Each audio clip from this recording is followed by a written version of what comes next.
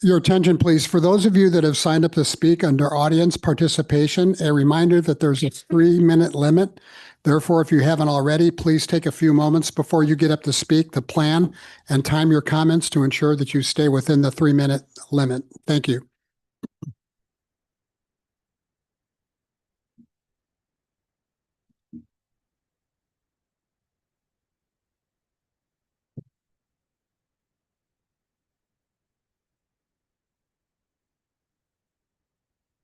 We'll get started. Thank you, everyone, for coming. Welcome to the April 27th, 2026 regular City Council meeting.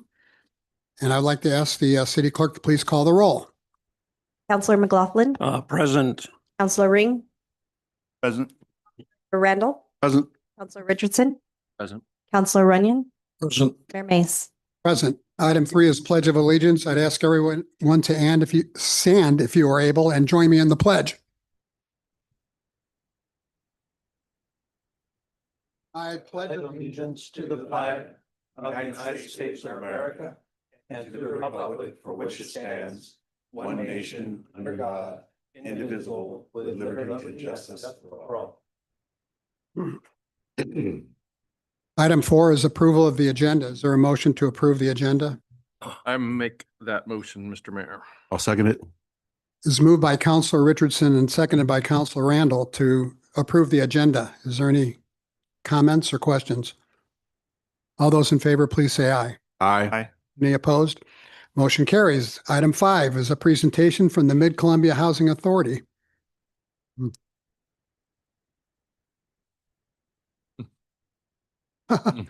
Where's your sidekick? There he is. Yeah. There. Yeah. Please make sure you talk into the microphone so everyone can hear you. Introduce yourself and your colleague. Good evening. My name is Karen Long. I'm the Executive Director of Mid-Columbia Housing Authority and Columbia Cascade Housing Corporation. I'm joined here tonight with Sergio Garcia. He is our Director of Real Estate Development. Our organizations address the housing needs of the low-income communities in 5 counties: Hood River, Wasco, Sherman, Klickitat, and Skamania counties. And we do this in 4 main ways.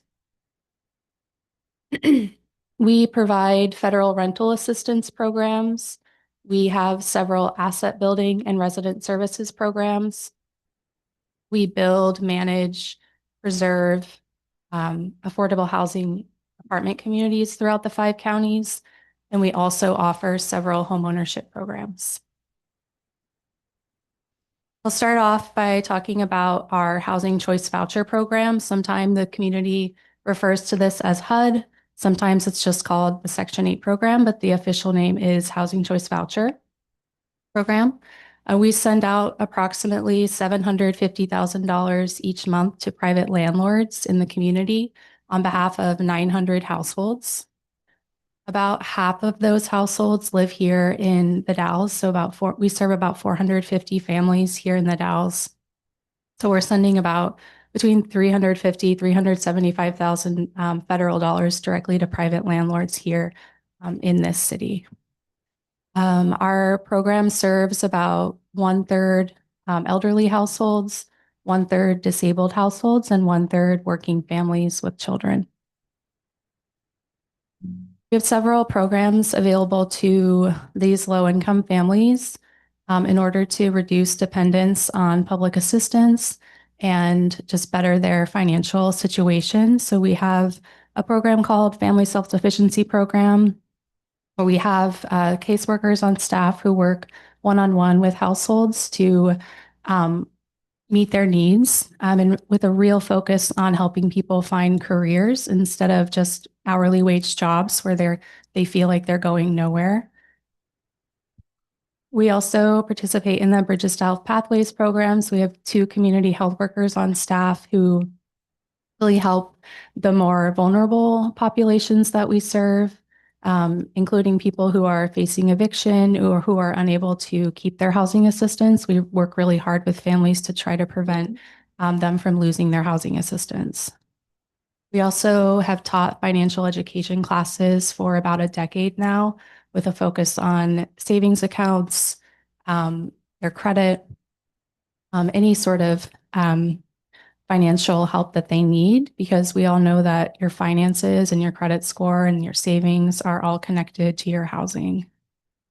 We offer a match savings program that helps people build assets. So every dollar they save is matched by $5 provided by the state of Oregon. And they can use that money to either purchase a home, start a business, towards education, or purchasing a car. We also partner with the Columbia Forge Food Bank, and we have a food bank available in our main office area. So in addition to all that, we have an affiliated 501c3 nonprofit, Columbia Cascade Housing Corporation. Counselor Richardson is on our board. So we have a representative from the Dalles on our board. We build, own, manage, preserve housing. We have currently own 435 apartments across 24 properties throughout the gorge. And this project actually needs to be updated. We actually have 11 different projects that we're working on, which is a mix of new construction units and also preservation of current affordable housing. We have a lot of affordable housing in the gorge that is aging. It's built in the 1970s. It needs a lot of work.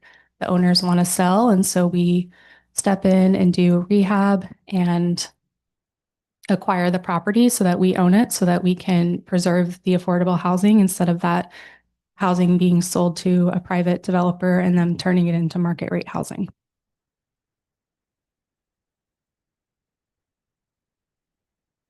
So we have a project that we're working on Chenoweth Loop Road. The name of the project will be Loop and Hills Apartments. And my coworker Sergio is going to talk about that. Hello, board members. I have been in this role for about a year now, and I inherited this project. But Chenoweth Loop, now known as Loop and Hills, is a 76-unit affordable housing development serving veterans and families here in the region. 20 units are set aside for veterans, and the remaining 56 will serve families. The total project cost is about $47.5 million. We recently secured the final piece of public funding, which was a big milestone for the project, and we are now preparing to close on financing and expect to start construction depending on permits towards the end of the summer and early fall of this year under an 18-month construction schedule. The project will also include on-site resident services in partnership with Mid-Columbia Center for Living and Mid-Columbia Community Action Council, helping residents access support and remain stably housed long-term.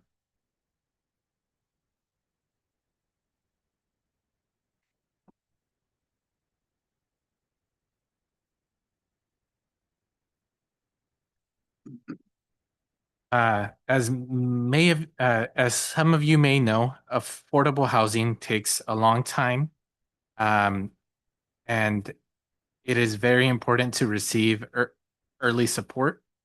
Affordable housing development happens in 4 major phases. The first is the feasibility phase that can take 6 months to several years and is where we evaluate a potential site's zoning, infrastructure, environmental conditions, and whether a project can work financially.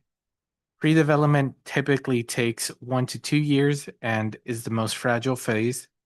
This is when we finalize a design, secure permits, coordinate utilities, and apply for multiple funding sources, each with different rules, timelines, and requirements.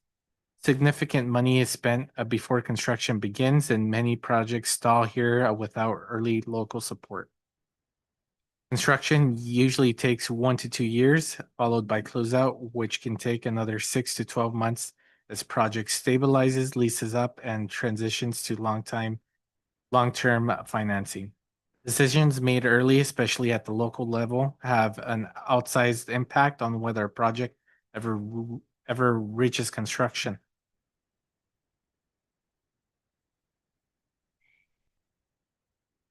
Why is affordable housing so expensive? I think that's the main question here today.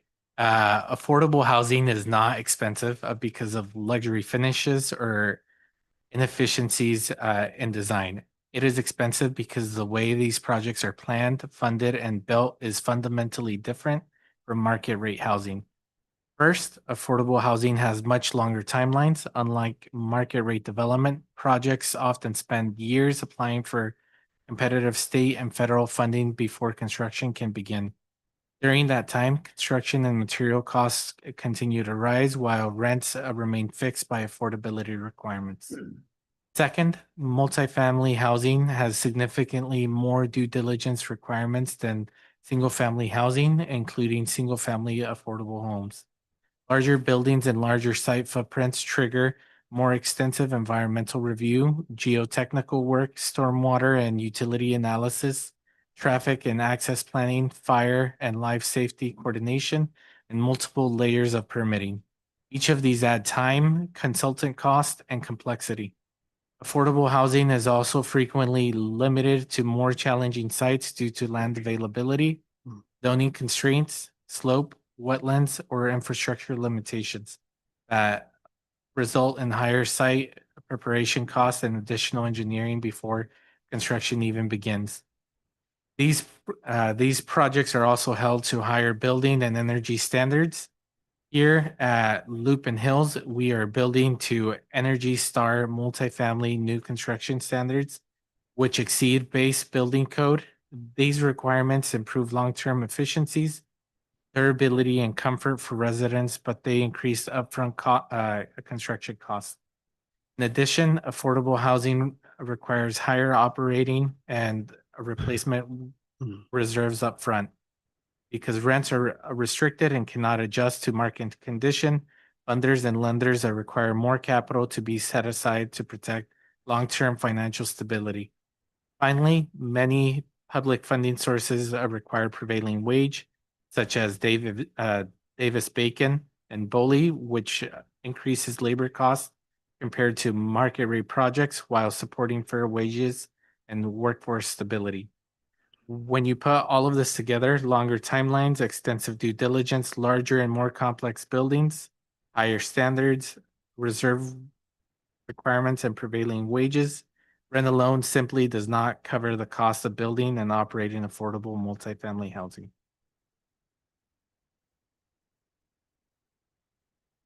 Addressing the funding challenges. To make projects work, we focus on 4 strategies: reducing the development cost, lowering financing costs, lowering long-term operating costs, and filling the remaining funding gap.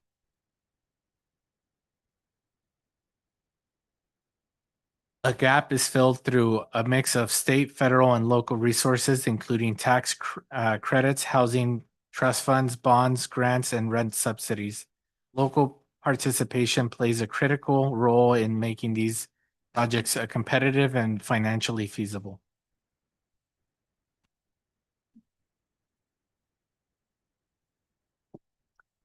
Before we move on, for me to talk a little bit about our homeownership programs, I just wanted to add a few more details about the Lupin Hills or Chenoweth Loop Road project. The rents will be affordable to households who make 60% of area median income and below for Wasco County.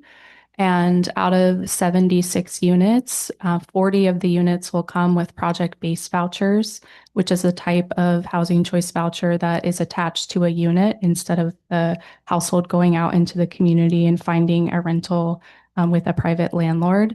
And so those units will be affordable to income levels down to 0 up to the 60% of area median income. We typically serve about 75% of the voucher participants are at the 30% area median income range, which is people on fixed incomes. So people who are elderly and receive Social Security income or are disabled and receive Social Security. Just wanted to clarify that. I don't think that we mentioned the income levels of the people who will be living there at those apartments. And just to add to that, these units will also primarily be family-sized units. So we're not talking about 76 units that are studios or one bedrooms.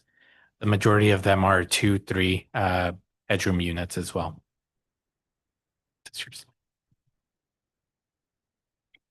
Okay, so the final way we serve the community is that we offer several homeownership programs. We have an ABCs of home buying class that's available for first-time home buyers. We have homeownership counseling, one-on-one homeownership counseling. So after people take the class, if they want us to talk through with them their individual situation and what they need to do to get to homeownership, we're there. We also offer limited down payment assistance. Unfortunately, the state of Oregon recently cut down payment assistance programs. So that program has been, we don't have a lot left over from previous years, but we're hoping that there's been a lot of public outcry about the fact that they completely zeroed that out because it's much needed to help people buy homes. We also provide foreclosure avoidance counseling. We have several home repair programs for low-income homeowners who need to make repairs. This program's usually for health and safety concerns, and a lot of seniors will use this program to make modifications to their home, like wheelchair ramps or shower grab bars, so that they can stay in their home longer. And then a new thing that we're working on is a community land trust model, which is a way to make homeownership affordable to lower income households, usually around the 70 to 80% area median income level is who we're targeting for that. And Sergio is going to talk about a program that we are going to have here, or a community land trust project that we're going to have here in the Dalles. Our first project will be 14 single-family homes in Carson, Washington.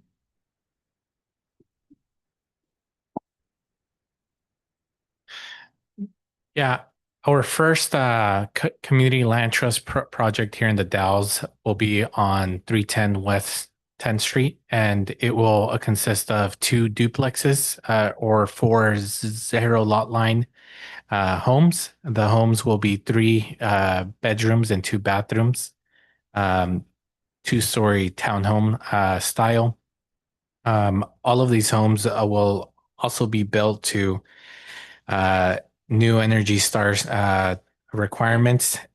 If we are successful in receiving grant awards. In the event that we're not, provided the size of the project, we may explore other funding avenues that may allow us to build these in a more efficient manner. For those of you that don't or haven't heard of a community land trust, okay, I wasn't sure. I've had a few of these over the last 2 or 3 weeks. Community land trusts are essentially the same as home ownership. However, they are done under a land trust model, which a nonprofit like ours retains ownership of the land in order to ensure that the affordability of the homes remain. In our model, we have a fixed equity per year on each home. Each home is permitted to have an equity of 1.5%, albeit based off of market conditions. So in the event that a future homeowner were to want to sell their home, depending on the amount of years that they've been there, they would have a fixed equity payout. And that's done in order to ensure that future families are able to afford home ownership within the gorge.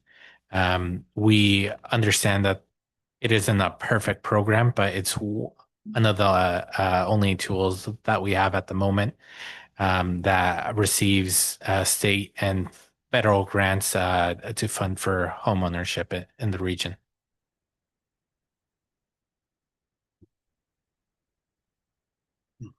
And that's what we have for you tonight. We have our contact information, our websites, and how to call us, email us, stop by. We're down the street. I'm always happy to answer questions. Thank you. Does anyone have any questions for our two guests? Council Runyon? Just a comment. In another life, I served 8 years on Mid-Columbia Housing and Cascade Housing and was chair of that much of that time. And you see a lot of the news around the country about different things. Every dollar with staff management and getting the projects done, which are lengthy, it's all accounted for so clearly. And we have one of the best programs in the state from the ones I have seen. So I very appreciate the work you do. Anybody else? Just Councilor brief- Richardson? Thank you, Mr. Mayor. Just briefly, thank you both for being here, Karen and Sergio. I just wanted to share a number that I heard at a recent board meeting at Columbia Cascade. And correct me if I'm wrong, but at Mariposa, which was another large apartment project, this one in Hood River, you had something like 130 units available and something like 450 applications. Is that correct? Yeah, that's right. So we're currently building 130 units in Hood River called Mariposa Village. It's on Rand Road. It's a little bit different style affordable housing, but our waiting list opened on April 6th. And in 2.5 days, we had 350 households apply. And as of last week, we had 450 households apply. We also have project-based vouchers at that development. We have 39 there, and so far we've received over 150 applications for those 39 spots. And I guess I also want to just didn't mention earlier, but our waiting list for our voucher programs are currently 3 years long, meaning that if you apply today, you're not going to receive assistance until 2029. And so I think that really demonstrates the need is out there for affordable housing like we build. Thank you for being here tonight. I have two questions. One is, did I miss what you project to be the rent for the Chenoweth Loop project? Or is it too early to tell? It's hard to predict as it is based off of the applicants. But I think Karen had mentioned in another meeting that it's very rare for the rents for even a family of like 3 or 4 to be above $800, right? Okay. Yeah. Also, do you happen to know how much of the project cost relates to the prevailing wage requirement?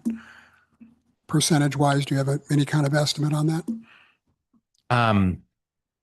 So we don't have a breakdown at the moment because we haven't closed on the financing just yet, and we're updating budgets. I think standard within the industry is roughly 15 to 20% can be prevailing wage. Okay, thank you. Any other questions? Thank you very much.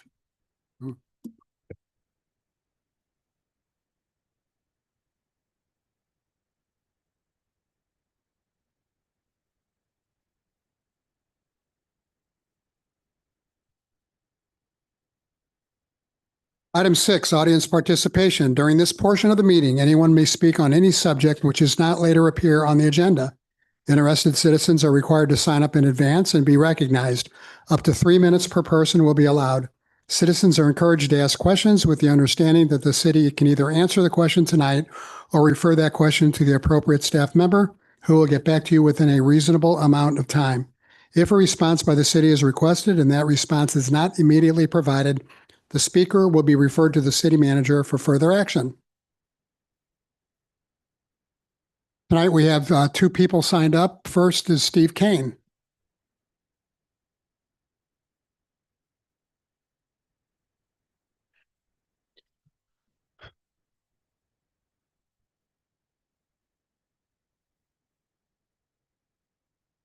Perfect. Right, my name is Steve Kane. This is my wife, Stacy. I live at 2106 West 10th in the Dalles. Mayor Mays, council members, and city staff. My wife, Stacy, and I are the owners of Bargeway Pub and Catering on Bargeway Road. I'm here to speak about Weber Street closure and the current access to the port area.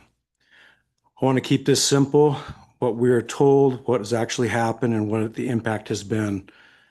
In mid-March, I spoke with Public Works. I was told Weber Street would not close before Terminal Avenue reopened. I was told access would be maintained, either flagged or open, depending upon the phase of work. That work was expected to happen mid-May through late June. Then on March 26, I learned through Facebook that Weber Street would be closing March 30th. The next day, I spoke with the fire department. They were not aware of the closure. I met with the contractor, Crestline Construction. They told me the project could be flagged to allow access, but that it was not included in the plan. Since then, we've worked with staff and the contractor to find solutions, and for a short time, we had one. There was flagged one-way access into the port. It worked. Customers could get in, traffic moved, businesses could operate. Then that access was removed. The lane is still there. It's clear. It's being used for limited local access, but through access is not prohibited. So the question is simple. If it worked, why was it taken away? Because once it was removed, the impact was immediate. In the first 5 days, our gross sales dropped by 60%. That is not a survivable over months. Every summer, we create about 30 additional jobs in this community. Without customers in the seats, those jobs do not exist. So I would ask you, should job creation be a priority? Look around town, businesses are struggling, some are closing, we are losing jobs across the community. All I'm asking is this, reconsider access to the main entrance to the port. Give us a fighting chance. This is our busy season. This is when we make the money and that carries us through the winter. If we lose this window, we won't get it back. Reinstate flagged one-way access through the work zone. We know it works. We're not asking to stop the project. We're just asking for access. Thank you. Thank you. Does anybody have any questions for Mr. Kane? So when did it close again? Today. Days that, Yeah. Thank you, sir. All right. Thank you. Thank you. Oh, I'm sorry, Steve. Not a question so much for Steve and Stacy. Thank you for coming.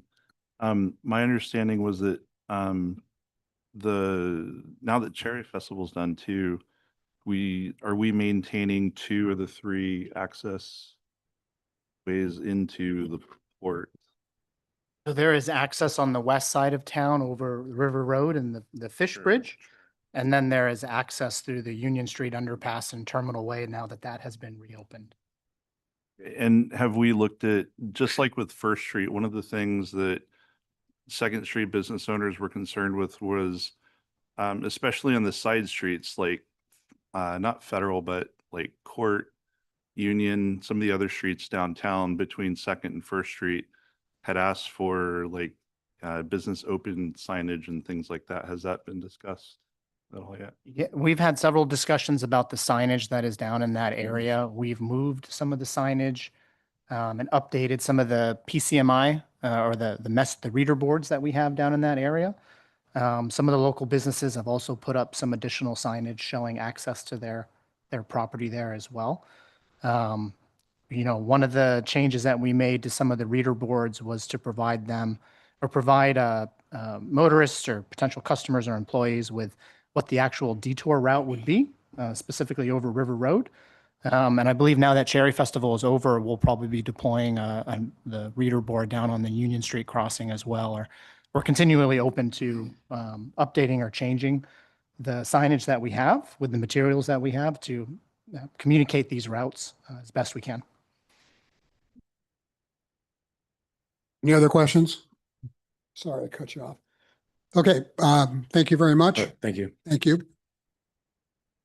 Nolan Hare is next.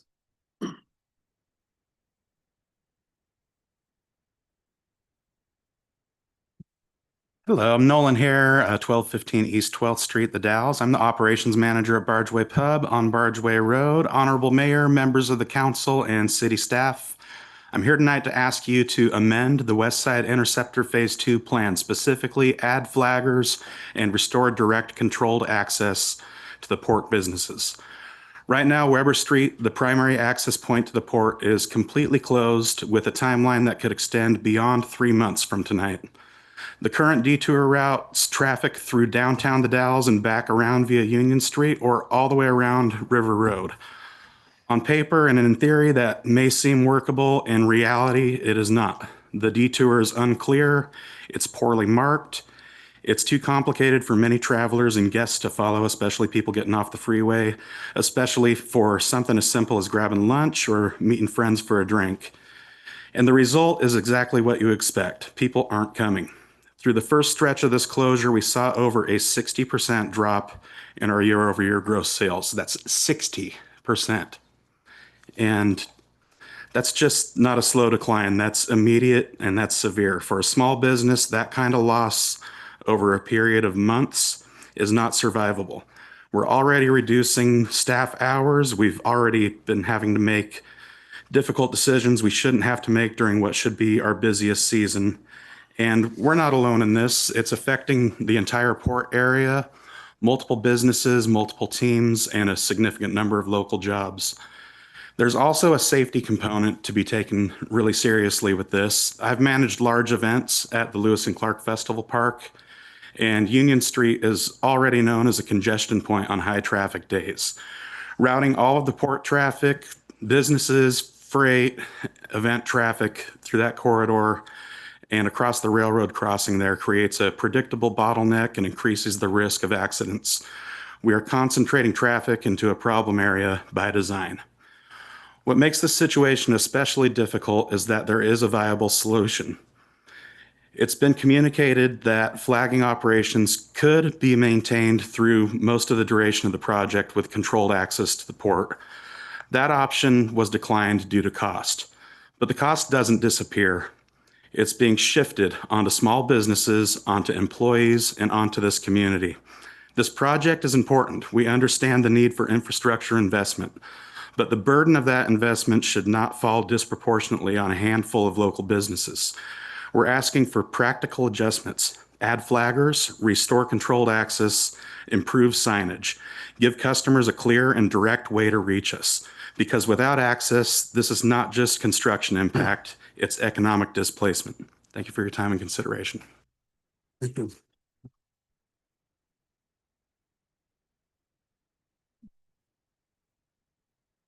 Any questions for Mr. Hare? Thank you very much, sir. Sorry, Mr. Mayor, give me just one. Sorry, I was Sir Richardson. thinking through a question, but taking me a minute to formulate it. Mr. Hare, would it, I don't know if this is feasible, but would direct access for several days a week versus 7 days a week? Is there a split difference that anything would help? I mean, right now, I mean, we're trying to find some way to survive this. We're not trying to be a thorn in anybody's side, but it's an unsurmountable thing for us. And when we drive by, I mean, you can look from one end of the project to the other and see a path through it. I got a photo on my phone if anyone wants to see it. And there's access already going. I mean, you can drive into Norcor or Fastenal or Oregon Trail, the storage units there, or in situ. And right now it's even more dangerous because there's cars coming from both directions with just a local access only sign. If it was one-way traffic that flowed just directly in, all of those customers could still get to all of those places, and they could still get to all of the rest of the places that are served from Weber Street there. But yeah, any additional access would help us greatly. It was evidenced by this weekend. We opened the road for a few days due to a lot of hard work by city staff and Crestline to make that happen. So that was appreciated. And the impact was immediate. We went from empty. I mean, Councilman McLaughlin was there prior to that and saw us with a pretty empty venue. And as soon as we opened that up, we had a full venue there. So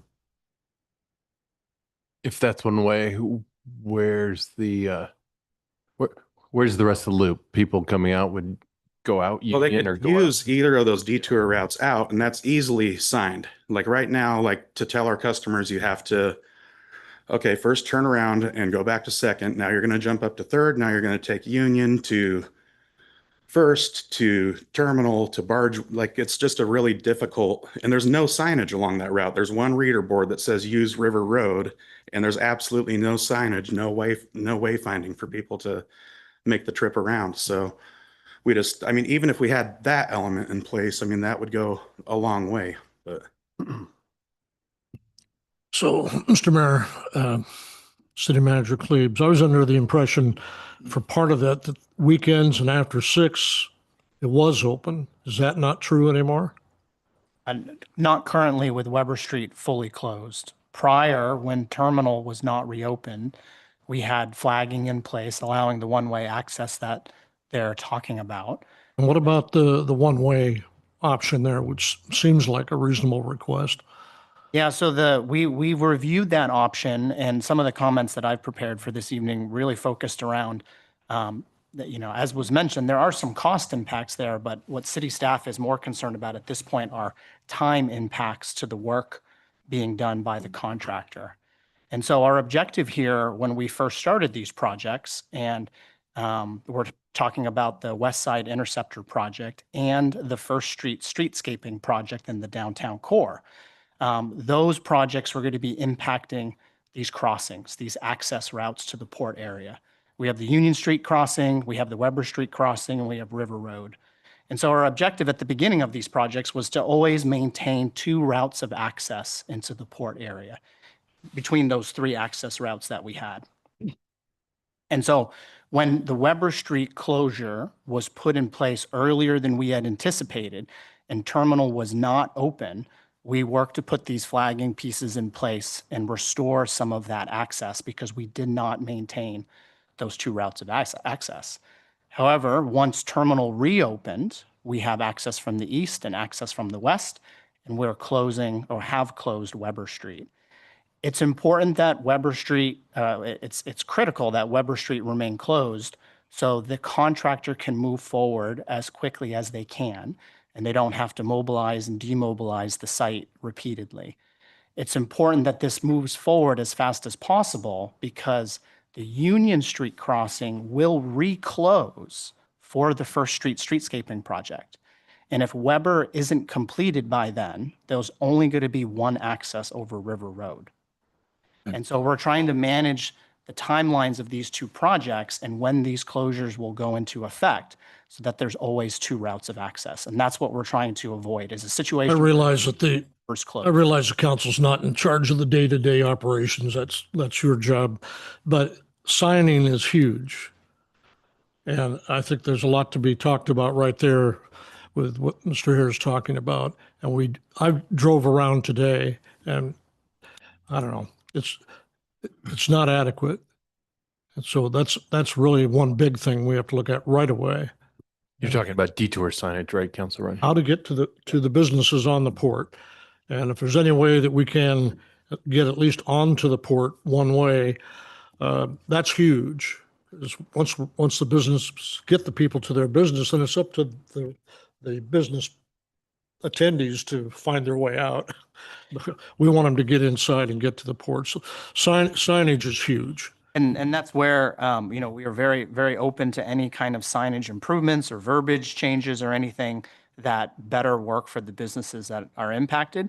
We are limited with the number of signs and reader boards that we have. And so that is a factor there, but any and all feedback. Would any of the electric signs that are around town used by the city police be used for that sort of thing? I don't know what matrix they run on or how they run, but I see those, like one going down 3rd Street just before you leave town. There's an electric sign there that's portable, and we have several of those in town. Can those be used to increase the signage? Yeah, I believe we've deployed those currently and before.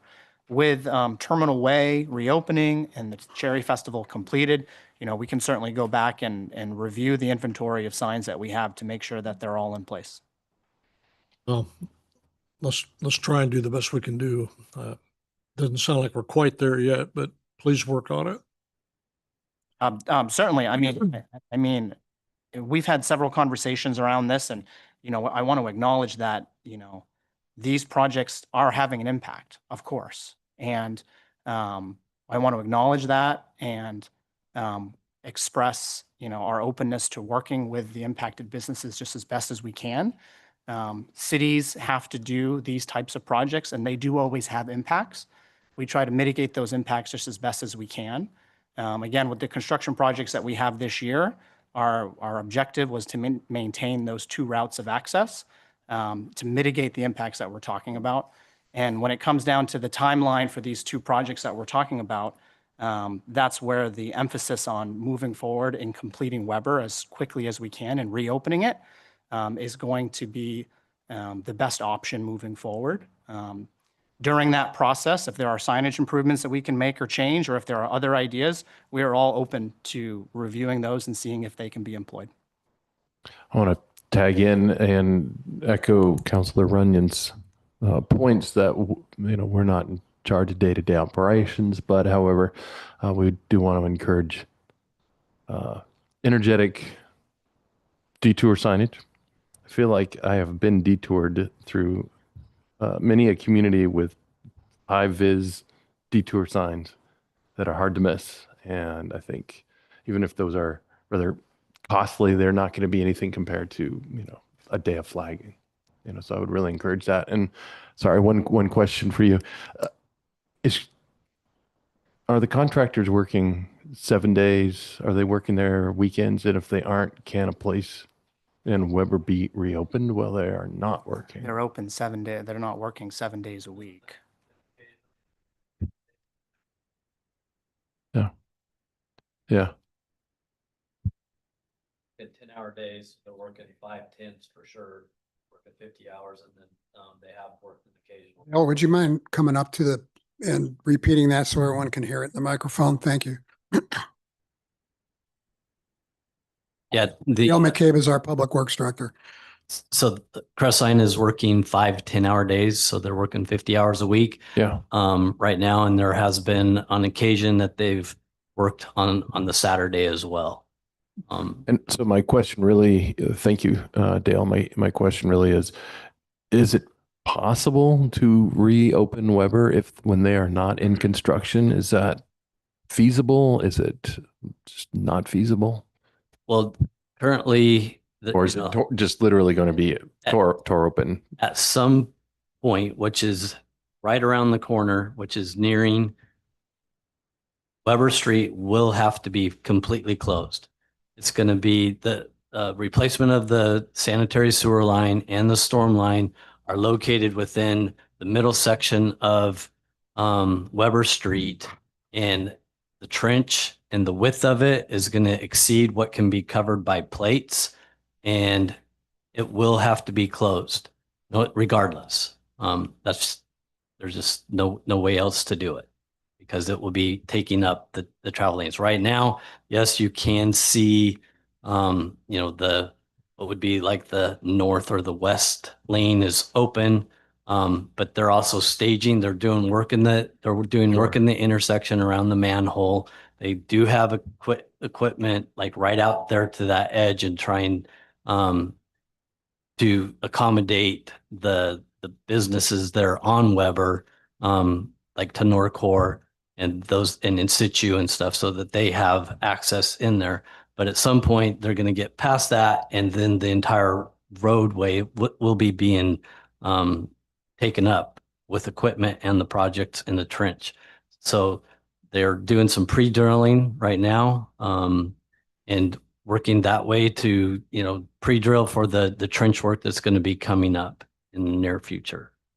I guess so thank you. Thank you for that. I take your point. And I also would encourage us to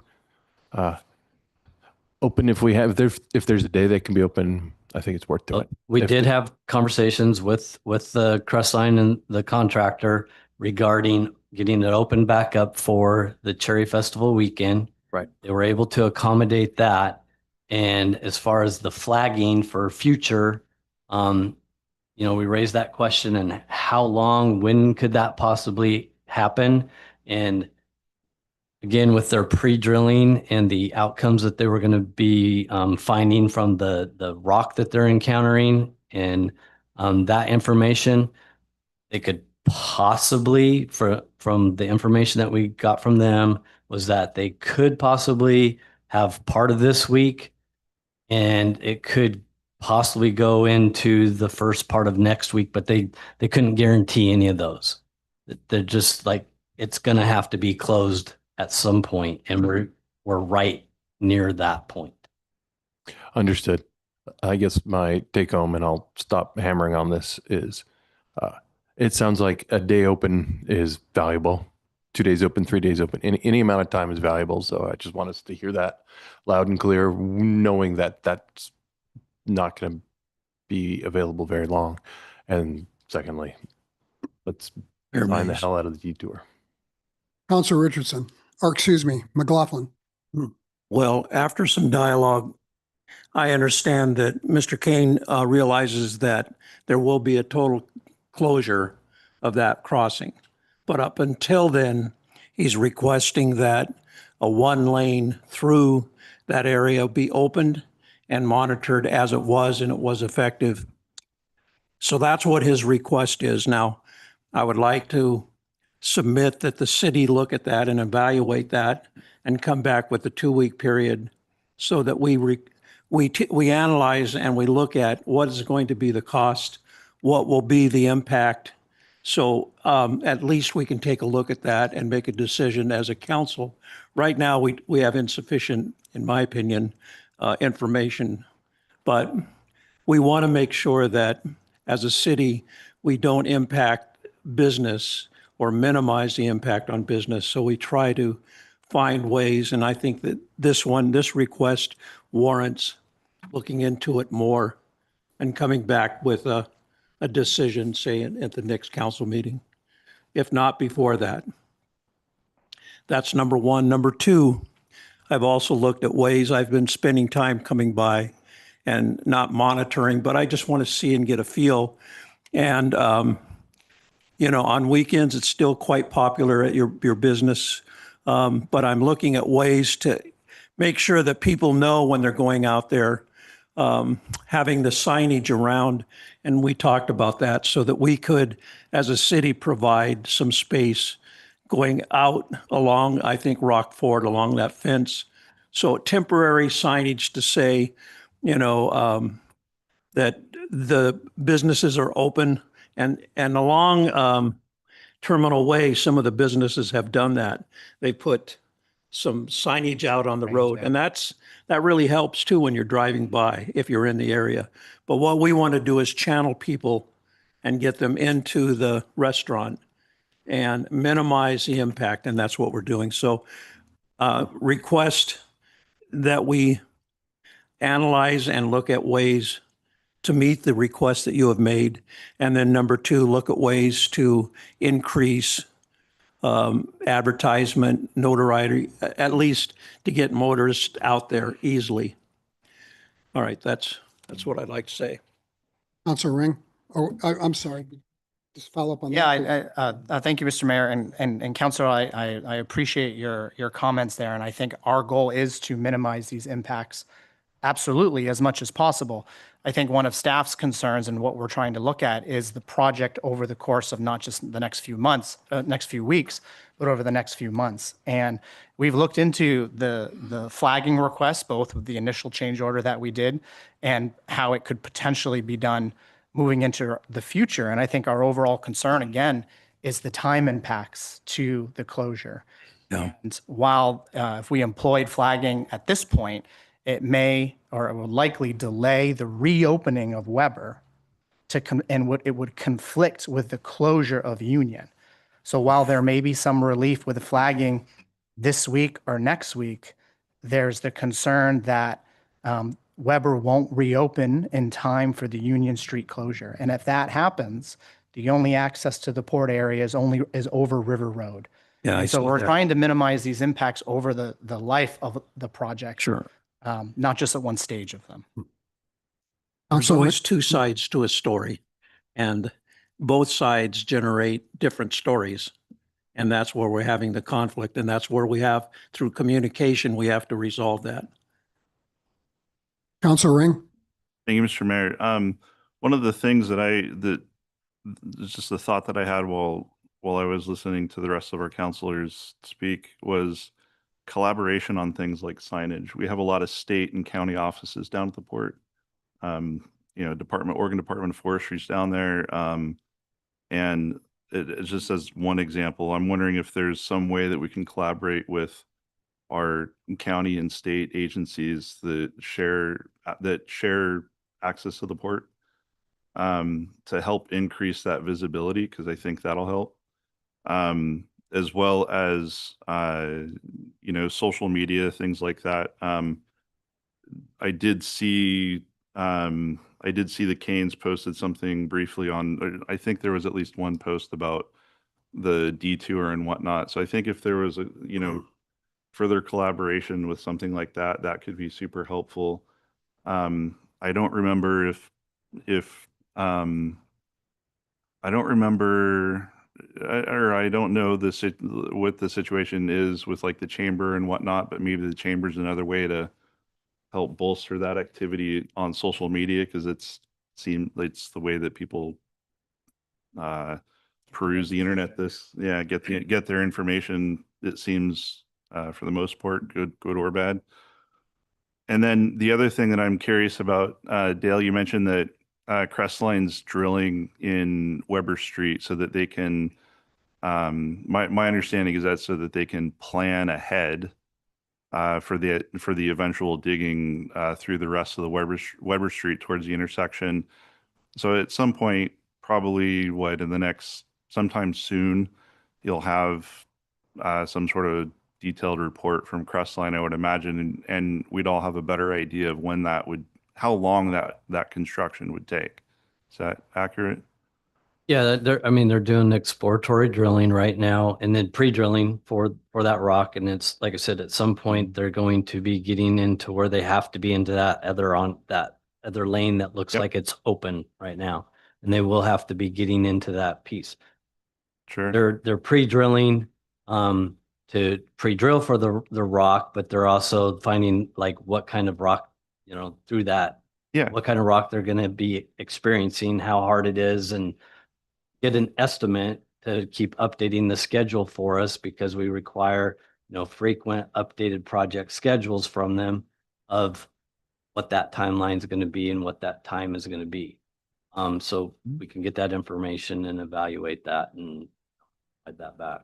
Yeah, so that'll be great information going forward. So I think there's an opportunity for us to collaborate with other folks and other agencies in the community to get that word out and make sure that people know how to clearly get around the eventual closure that will have to happen at some point. And then once you have that information back from Crestline, we'll be able to better determine how long that closure would need to take place, right?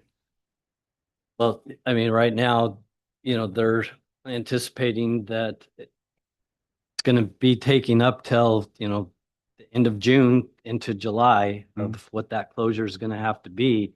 And when we keep making changes, it's not only just a cost impact, it's also days that they're needing and requesting because of the impacts that it's having to the work that they can be doing. So it does impact the schedule and keeps pushing that farther along, that the longer we keep having to add days to the contract, then we could be into August. Sure. And I think the point that I'm making here, though, is that we're going to get information that will tell us approximately, it's not definitive, but approximately how long it would be closed. But the nice thing about that is while that is happening, I think I'll echo Councilor Runyon's and Councilor Richardson and Councilor McLaughlin's comments that, we should look for those targets of opportunity to do like one-way flagging or something like that. And then once we know what it'll look like, I think that in parallel to all of that discovery that we have under the roadway, I think, and I'm sure that the Canes and folks at Bargeway would be very proactive about getting the word out on their social media. I think the city will get we'll be very proactive in parallel to accommodate or to advertise that as well. And I'd highly recommend that the two and maybe the third is the Chamber of Commerce get involved, because those are 3 points of contact on social media that I know a lot of people have. And I think that that would be extremely valuable to do in parallel during this discovery prior to a closure that we know is going to take some amount of time. Thanks. Mr. Mayor Mayor, Mays. if I can make 2 comments.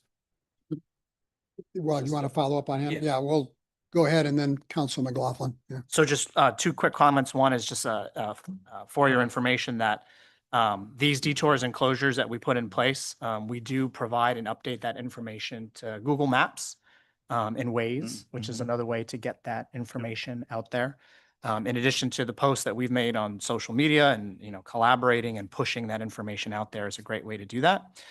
Just for context, I'll also add though that it can be difficult to communicate some of this information if there's a day by day change with the Weber Street crossing being open, closed, open, closed. So not to disagree with your Sure. point or anything, but there is that added complexity versus Weber Street has closed and we're pushing the same consistent information out day by day to train people to take one of the 2 detour routes that are available.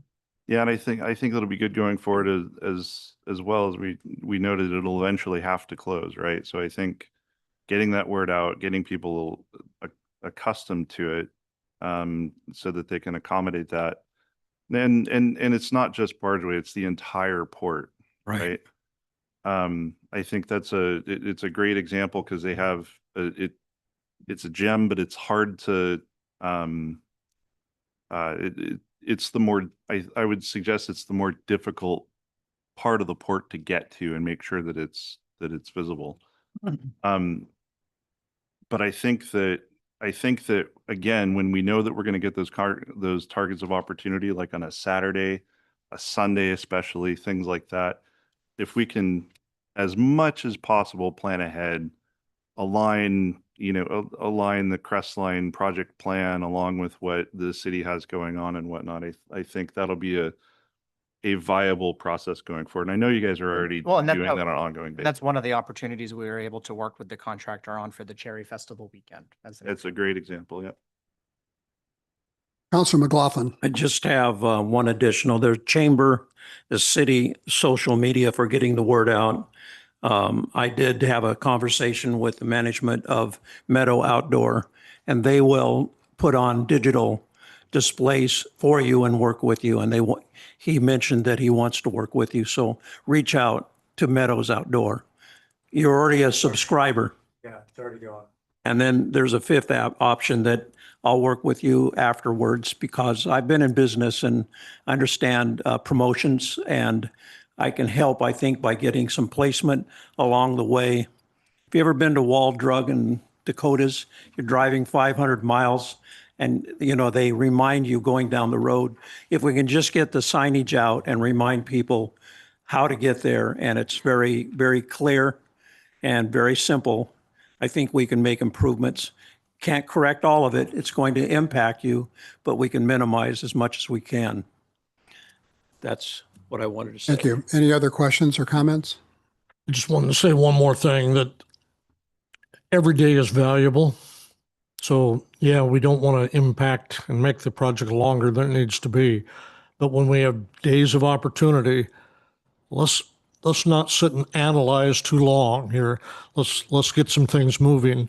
And I think it's very important, and not just for one business, but for all of them that are out there, people trying to get to work and that kind of thing. So let's just do the very best we can, and let's do it as quickly as we can. And then publish it so that we make a commitment that we get back to the individuals. And then we can take a look at ways that perhaps we can fund, perhaps we can make some modifications and do the best we can. When I had my business on the west side of the 6th Street Bridge, and the city wanted to close the bridge to one-way traffic, I said, what do the ambulances do in that case? So public safety is a big part of this as well. All right. Following up on the comment that Councilor Runyon made about every day is valuable, Crestline does work some Saturdays? They have. Is that working weekends? Time is of the essence more so than the cost itself. So it seems to me if they worked more weekends, that would speed up the project.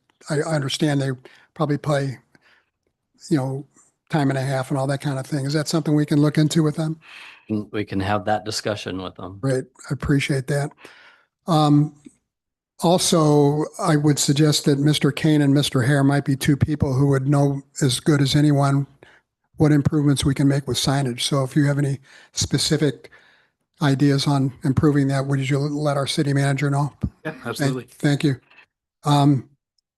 Finally, Dale, when Crestline closes the road, they just don't go in there and close the road. There's a lot of setup time, and after they open the road, they have to take out all that equipment. Could you describe that a little bit? Yeah, that was what we did over that couple week period, and then over the weekend, when we opened it back up. I mean, it was a hard closure, so they had all the cones, all the barricades sitting out. They had all their equipment kind of staged in that one travel lane, and they could take equipment and move it around. And so then when you have to like move that every day, you're taking a period of time every day to set all that back up, to put that one lane in place, and then you're taking it all back down that at the end of the shift. Basically could be adding an extra hour to every day, half hour for setting it all up, half hour for taking it all down. Get it in place. It's just not cones and barricades, it's heavy equipment as well. Yeah. Is that right? And originally they had material stockpiled, in one of the travel lanes. And when we opened that back up, they had to move all of that stuff back off and get it into a different location. They had gravel stacked out there or stockpiled out there last week, and it was right up to the fog line for getting opened back up over the weekend. So they're been having discussions with them, and they're having to strategically try to place things to account for it too, other than just have like the hard closure. They can have that whole area for staging and however they want to place everything out. Okay. Just affects the operation, day-to-day operation. The timeline for completion. I'd ask the city manager to comment, to have something available or present to in light of we anticipated some comments. Was there anything else that you have not mentioned yet that you'd like to say? No, I mostly hit the. Okay. Thank you. Anybody else in the council have any questions? Okay. Thank you, Mr. Hare, for coming tonight. Thank you, Mr. Thanks. Kane.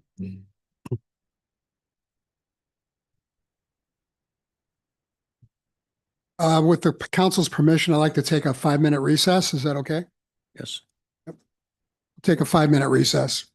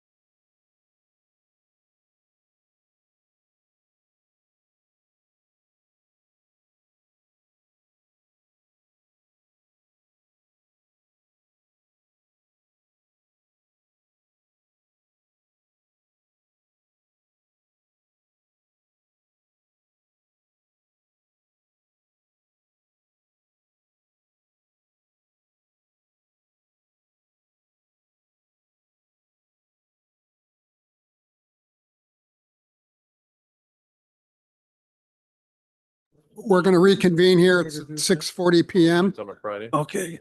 Bullet points, what I wrote. It's time for staff, our reports, city manager report, item 7, Mr. Cleaves.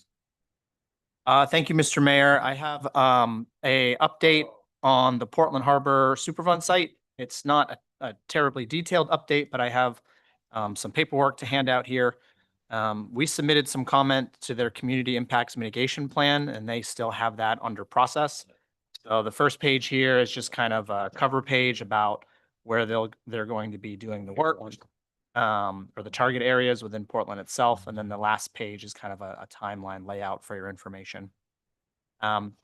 We'll continue to monitor and bring updates as we get them. This is a long process that they'll be going through, but there'll be several important milestones to keep an eye on.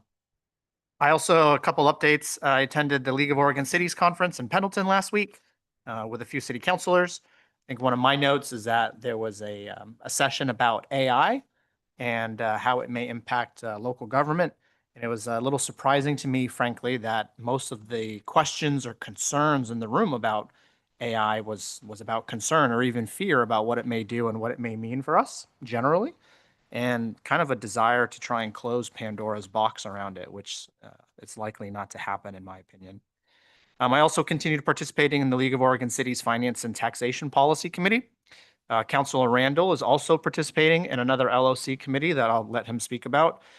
We've been having lots of brainstorming conversations around some of the constraints that cities face with property tax revenue, with 911 state shared revenue, BOLI and prevailing wage impacts, and looking at both revenue options, but also cost saving options, either with state requirements or state mandates or other possibilities. There's a long brainstorm list that we'll be refining down to inform LOC's legislative agenda in the upcoming session.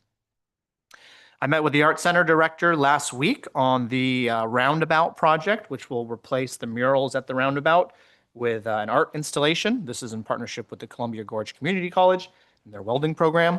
And they have secured some Google funding support to go along with a grant that they have and some city funds. So hopefully that project will move forward. We're finalizing the contract over the next few weeks or so. And my hope is that that project will be completed before the end of the calendar year. I also attended the Q-Life board meeting. We're continuing to work on our BEAD grant that we were awarded several weeks or maybe a month or so ago now, moving towards contract finalization, et cetera. We also are working on building out several zones within the Dalles itself. We executed the Federal Street Plaza contract, and we have an internal coordinating meeting tomorrow morning with Walker Macy to roll that project forward. And afterwards, we will engage the contractor with kind of a kickoff meeting.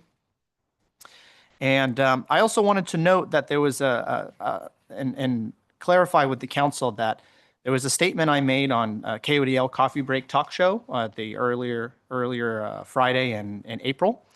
I believe that this comment that I made was taken out of context in the following show on the coffee break. This is in regards to the bricks down at the Federal Street Plaza. So as you may know, or some of the audience members may know, there are bricks with names stamped on them near the transportation building, acknowledging the contribution of local volunteers who got together and contributed to that transportation building. And it was claimed on one of those shows that I said that they are just bricks in the context of dismissing the hard work of volunteers. And I just want to make it very clear that I have a deep appreciation for volunteers and their service to our community and the importance of acknowledging the work and effort that they do for us. My comment that they are just bricks was in reference to the literal composition of the bricks themselves and some concern in our efforts to salvage those bricks that they will crack or break in the process, and setting appropriate expectations on whether or not we're going to be able to salvage those bricks and what may happen to them based on their composition. So I have a short audio clip with your permission, Mr. Mayor, that I'd like to play. That is literally just the words I spoke themselves for everybody's reference. It's just 30 seconds, 45 seconds. Gonna be controversy now.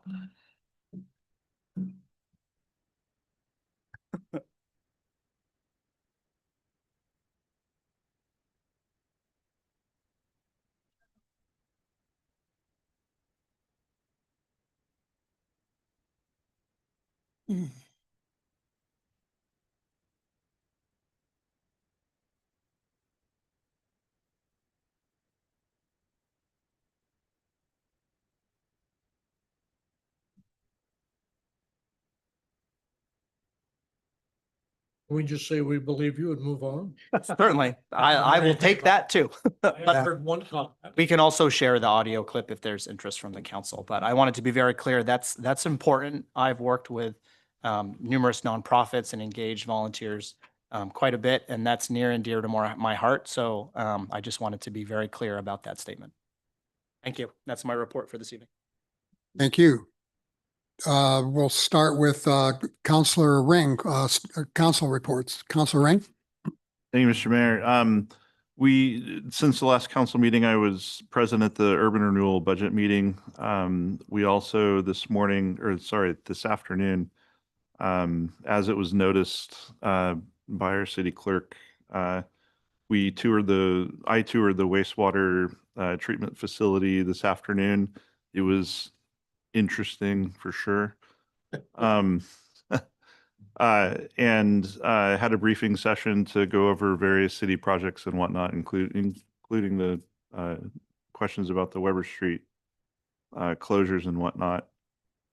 And I'd also like to perhaps report on the bricks themselves, because one of the due outs that I had was to go from the Federal Street Plaza Committee was to go take a look at those bricks. And I wasn't sure if all of them had names, and they don't all have names. It's less than half of the bricks that are down there. So I think that there could be a concerted effort to Like try. 2 rows with no names, and then names are on all the rest of them.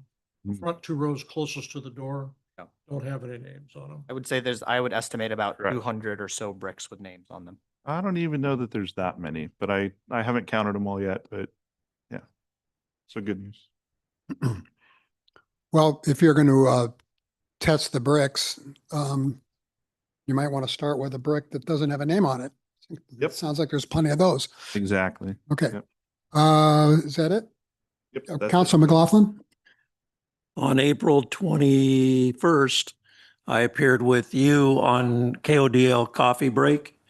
April 27th, I attended a briefing with the city manager. April 25th, I was standing in for Mayor Mays as the mayor and the parade. And it was an outstanding parade. I did make a choice of the mayor's award. And some may, if they know my background, know that I was once a band director. So I am a little bit impartial. And for full disclosure, my grandson is in the band, but that wasn't the reason that we made the decision, because we support 110 kids in the parade, and it's been years since we've seen that kind of band. And we want to encourage in the future more bands and participation. So that's the reason why we gave the award to the Dalles High School Marching Band. You plan on disclosing that to the Oregon Ethics Commission, Counselor? Good job, Grandpa. Yeah, it was the right thing to do, and you should have seen their faces. They were just beaming and cheering. So let's see. And yes, I did attend the sewage treatment plant tour today. Thank you. Counselor Runyon? Well, on April 22nd, I attended a briefing with the city manager, actually on the very topic we just got done with. On the 23rd, Q-Life had a meeting. I was on the road to the League of Oregon Cities Conference in Pendleton, Oregon, and I was stuck in my truck in the parking lot in Pendleton for 2.5 hours for that Zoom meeting. Missed the whole lunch and early afternoon session. On the 24th, I was still at the League of Oregon Cities meeting, and a couple of very interesting meetings I'll talk about later were held. On the 27th, today, the tour of the wastewater treatment plant. We're not supposed to call it the sewage plant, are we? And I think that's pretty much all of them. So busy week. Counselor Richardson? Thank you, Mr. Mays. Mayor Mays, I should say. On the 15th, I missed the Traffic Safety Committee due to work demands in the morning, but did attend the Federal Street Plaza Subcommittee that evening. And I will say, for those who might care to know, we spent quite a long time talking with volunteers and people who are interested in bricks and history and various other aspects of the little plaza down there and the what we call the transportation building. And I would say anyone who thinks we dismiss them as just bricks is sadly misinformed.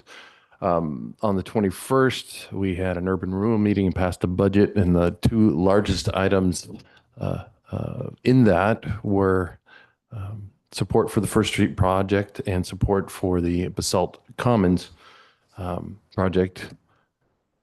On the 27th, today, I attended the Columbia Cascade Housing Corporation board meeting, previously referenced. We're at the wastewater plant and find myself here with gratitude for everybody's service.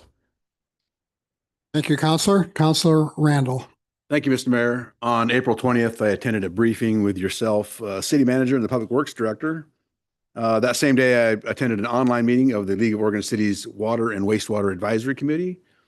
And then on April 23rd and 24th, I attended the League of Oregon Cities Spring Conference in Pendleton, Oregon, with yourself again and City Manager and Councilor Runyon. I've previously spoken about the League of Oregon Cities and what a great resource that organization is for elected officials and city staff. Topics at last weekend's conference included conflict resolution, fire mitigation, and as City Manager Klebs referred to, artificial intelligence, government ethics, and inspiring the next generation in local government. And all in all, it was a good couple days at the conference.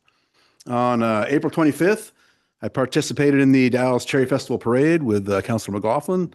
Thank you to Abigail Hara for her support and assistance to Councilor McLaughlin and myself, making sure we had all the needed candy supplies. And then this afternoon, along with the rest of the council, I attended the tour of the Dalles wastewater treatment facility. That's it. Thank you. As far as my report, everything that I participated in has already been mentioned. So with that, we'll move on to the consent agenda. Items of a routine and non-controversial nature are placed on the consent agenda to allow the city council to spend its time and energy on the more important items and issues. Any councilor may request an item be pulled from the consent agenda and be considered separately. Items pulled from the consent agenda will be placed on the agenda at the end of the action items section. Tonight, we have 5 items on the consent agenda. First is approval of the April 27th City Council meeting minutes. Second is a resolution authorizing the city attorney to execute necessary action for our participation in the Discover Card Merchant Settlement. Third is authorizing the city manager to execute a professional services contract with Archaeological Investigations Northwest for additional archaeological monitoring for the First Street project. Fourth is authorizing the city manager to execute a contract with TK Elevator Corporation for elevator modernization at the library. And item 5 is authorizing it's really the same issue, except it's for the police department in addition to the library. So with that, does anybody want to earmark one of the items here for later consideration or questions? Reluctantly, I would like to pull item C, Mr. Mayor. Okay. The archaeological contract. Right. Okay. Is that any objection to moving that to, I guess it would be. We don't take any objections to those. We don't? Nope. So he gets his way no matter what. Those are the rules. Okay. Item 9C will now become item 10A. With that, item 10A becomes item 11. Item 11 becomes item 12. And our executive session becomes item 13. Okay. Is there a motion to approve the consent agenda, at least items A, B, D, and E? I'll move to approve the consent agenda as amended. And McLaughlin will second. It's been moved by Councilor Ring and seconded by Councilor McLaughlin to approve the consent agenda as amended. Is there any discussion? All those in favor, please say aye. Aye. Any opposed? Motion carries. Okay, the new item 10A, I'll turn the floor over to Councilor Richardson regarding the archaeological services agreement. Or rather, how about comments from staff, and then I will be happy to ask questions, but my questions really boil down to what the heck? How can we spend this kind of money on this service? Questions? But I may wish to elucidate and expand on that a little bit. So certainly. So we have our Community Development Director, Joshua Chandler, who's on Zoom this evening. He's down in Salem attending a training. I think we will open with him kind of giving an overview and maybe introducing some of the other people we have online. And that will be a good primer for this item. Yeah, thank you. Good evening, counselors. Hopefully everybody can hear me. Yeah. I'm joined this evening by Paul Schmidtke with KPFF, as well as Nicholas Smits and Joe Reese with AI&W to help with this discussion. As mentioned, the request this evening is an amendment to an existing contract with AI&W. This is an increase of $146,000 for additional 50 days of monitoring this project. So this in total, there have been some additional amendments to AI&W's contract already. So this will increase the once $400,000 contract to about $655,000. This, what we are discussing tonight, is 50 days of monitoring, and this is a not to exceed ceiling. This isn't something that is necessarily needed, but staff felt it was important to do this now after having discussions with our construction team on this, rather than maybe falling short of those monitoring days and coming back in front of council once again. What's needed for this is, I think we all understand the historical significance of First Street by now, the area's first commercial corridor, and not one, but 4 archaeological sites located along this 4-block stretch. That's a significant amount for a 4-block stretch of any project. So there is heightened need for an archaeology team. We're grateful to have AI&W and their 37, I think, years of experience assisting on this. AI&W is very familiar with this project. SHPO is also very familiar with this project. We have some very strict requirements for monitoring and everything associated with this project. I think the original 50 days that we called out in our original contract, that was based on pre-construction assumptions. But after seeing the work unfold out there, our construction team has been able to basically move equipment around, jump to different sites. Well, when they're doing that and you're digging in an archaeological zone, you need to have more than one monitor. So in the sites where we're digging in one archaeological site and another, we can't just have a monitor bouncing back and forth from one to the other. So we made the decision early on to move this project forward. And as a result, we burnt through some of the original 50 days of monitoring. So now this estimate that we're bringing in front of you of the 50 days, this is based on working with the team. X amount of days for water line, X amount for storm line, X amount for electrical conduit, adding a few days here and there as a buffer. And as I mentioned, this is a not to exceed 50 days. We are also working with AI&W as well as city staff are working, preparing material for SHPO to submit to SHPO to try and ease the need for some of this excavation through some of the utility work, which I've just outlined, which a lot of this is utility work that we're needing these days for. This initial utility work that we've been digging through has had very few discoveries, if anything. I would say discovery is kind of just a point that we can touch on later on if needed, but it's been relatively clean fill, if you will, best way to describe it. So therefore we will be requesting from SHPO to allow us to dig a little bit deeper down without requiring a monitor. I think that just about sums up the justification here of why we're coming in front of you. And I'll work with, feel free to ask any of us questions associated with this project and the request this evening. Council Richardson. Thank you, Mr. Mayor. I'm not going to spend a lot of time saying how much I love history and all that. Take it for granted. That said, this is not free money, it's public money. We've already spent a lot. We're edging towards $500,000 in archaeological monitoring and now seeking to increase the budget to just over $650. Again, those are real dollars. My questions are focused on that. And I suppose really for staff to start with, correct me if I'm wrong, there's no threshold of how much we spend before we hit a limit, before the state sort of says, you've done your due diligence, carry on. We just keep on spending whatever it takes from private contractors until the project is done. Is that correct?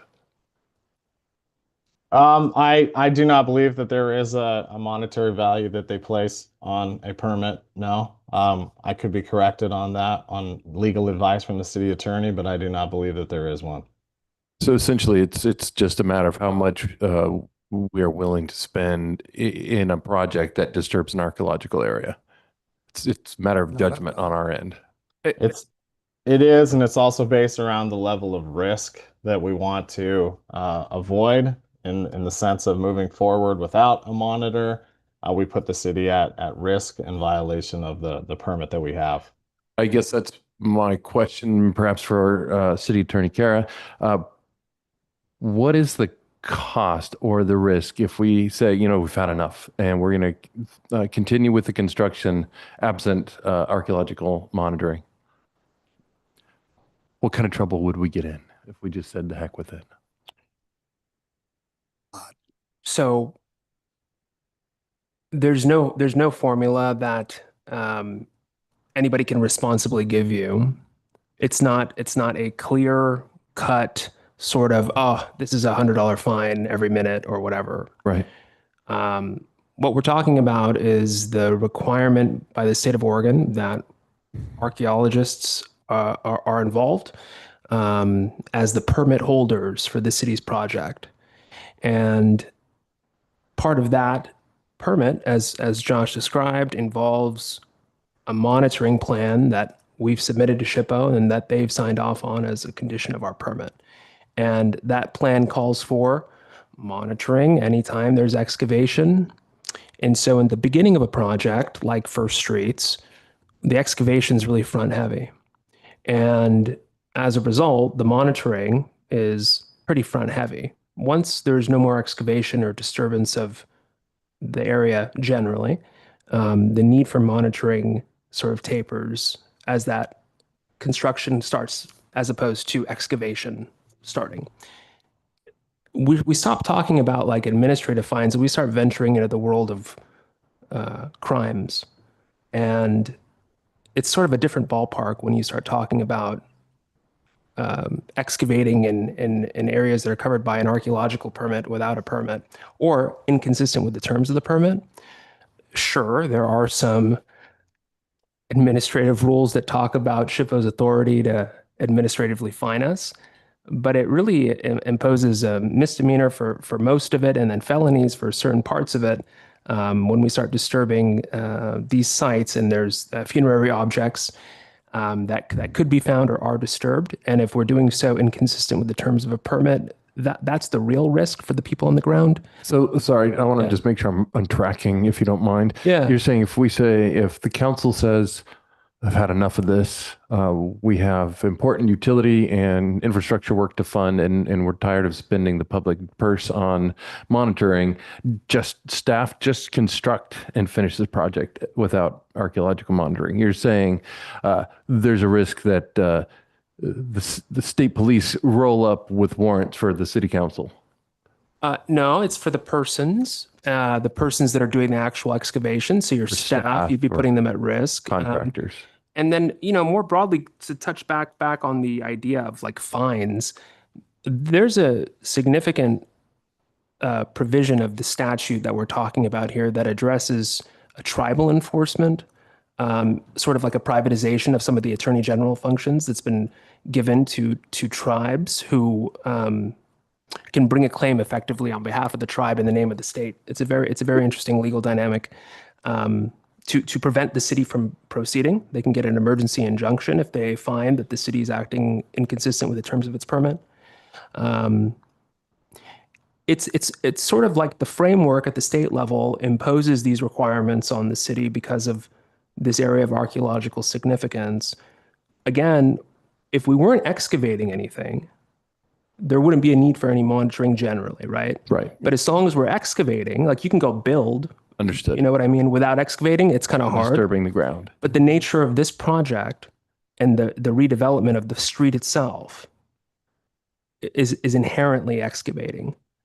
So just to put it in layman's terms, would you characterize excavation without continued very expensive monitoring as carrying significant risk for staff or contractors? Yes. Legal risk. Big trouble. Yes. And the city generally, as opposed to particular staff or people, the city generally, yes. Yep. And I would say just one last thing on this. Josh sort of mentioned it a few times, and I'll just reemphasize it. You know, this is a controlled, not to exceed number that comes to council before it gets approved. I can't credibly give you a number of like top end exposure, but ballpark. I mean, I would be, you know, if let's say what you're suggesting in this hypothetical, right, is like go on without, you know, monitors and or otherwise inconsistent with that permit. I would say 250 is like your low end. 1.5, 2 million, probably the top end. It would cost us more not to spend what a layperson would consider exceedingly steep contractual costs than we would save. Sure, yeah. I mean, I would say that some of our construction contractors are out there and it's $2,000 per hour. Monitoring is looking like, based off of the scope here, it's like $2,000 a day. So it's all relative, right? Right. Yes, but it's not play money. It's public money and we have to put our name on it. And so it's very serious money. So yeah, you'll forgive me my questions because it does seem that it's racking up. Yeah. And sometimes I feel that public projects might not always take the expenditures of money as seriously as they might. And we have a lot of line items and it's like, well, you know, this is only 10% of the project, right? It's like we can hide it in statistics, but it's real money. So I guess my other question for staff is what exactly does the monitoring entail that it would be, you know, $3,000 a day? Yeah, and I think to that, I'll give this to the subject matter expert, Nicholas Smits, who's been the project archaeologist. He can describe it in more detail. All right, thank you. Thank you, Joshua. Mr. Mayor, councilors, city staff, my name is Nicholas Smits. I'm an archaeologist with AINW. I'm joined here by my boss, Joe Reese, also an archaeologist. I want to thank you for having us tonight. And I want to respond first to the point about this being a publicly funded project, and we take that very seriously on our end as well. We know these are taxpayer dollars for this project, and we are responsible for being efficient on our end as much as possible. The monitor, so the question is, what is our monitor doing on the ground? And I agree, the term monitoring sort of sounds like it's a passive thing, like we're watching other people work, and some of that does happen on projects. This one in particular, our monitors are very active. As Joshua mentioned, the project is happening in 4 archaeological sites. Those are documented with the state. And so under our permit from the State Historic Preservation Office, part of that, under the requirements under that permit, are to have a monitor on the ground as excavation's happening, as Jonathan mentioned. So on the ground, as excavation's happening, our monitors are finding archaeology as construction goes through it. And what that means on the ground is that we are documenting that work. Under our permit, we're taking photos, creating maps. We've got mapping information about where we're finding archaeology and how it's being affected by the project. And at the end of the project, we submit a report to the state, to SHPO, of course, after the city reviews and approves it. Our monitors are also working with the construction team on the ground, with the city, with Ajax Northwest, the construction contractor, with the engineering team. As we're finding archaeology, to communicate what we're finding and working to help the construction project continue. In this case, as I mentioned, there's a lot of archaeology coming up. The machines we've got working, sometimes as Josh mentioned, there's three or more machines going all at once on different blocks. And so we've got a monitor watching each machine, and at each machine, we've got archaeology being found and documented. So that's where the budget for monitoring in our existing agreement has gone faster than expected, because we've got 3 people or more on the ground on some days. The last couple of weeks, Josh mentioned that monitoring for the utility work, particularly the east half of the project, we're not finding much. And that's good news for the project. And we're actively working with the city's team to adjust our monitoring recommendations. Now that we know what's under First Street in different parts of the project, there are more sensitive areas, known archaeological sites. And then there are areas now where we know we're not finding much, and we're actively working to adjust our recommendations and reduce the amount of monitoring for those areas. The other part of the cost is that under our monitoring plan and our permit, we're required to collect certain kinds of artifacts when we see them. Our existing scope for collecting artifacts was up to 50 artifacts, and through monitoring, we've encountered more than 4 times that amount that we have to collect under our permit. So with those artifacts that come back to our lab, they get processed and analyzed, and at the end of the project, under our permit, we're required to deliver those to the University of Oregon's museum, which is the curation facility under the permit. And they've got a fee for accepting that collection, and they have standards that we need to follow under our permit for the university to accept the collection. So that's included in our costing.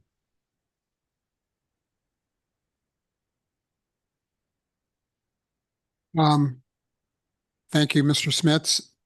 Council Richardson, do you have any other questions? I have several, but Just comments. So I think I'll probably hold those for now. Thank you, Mr. Mayor. Council Ring.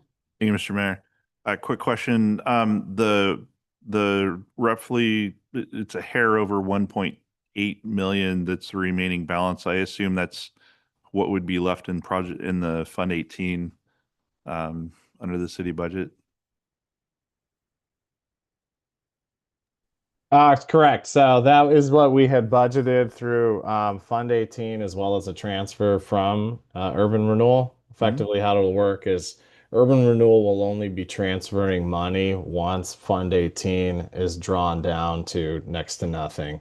And then Urban Renewal will start paying in or transferring money over to Fund 18.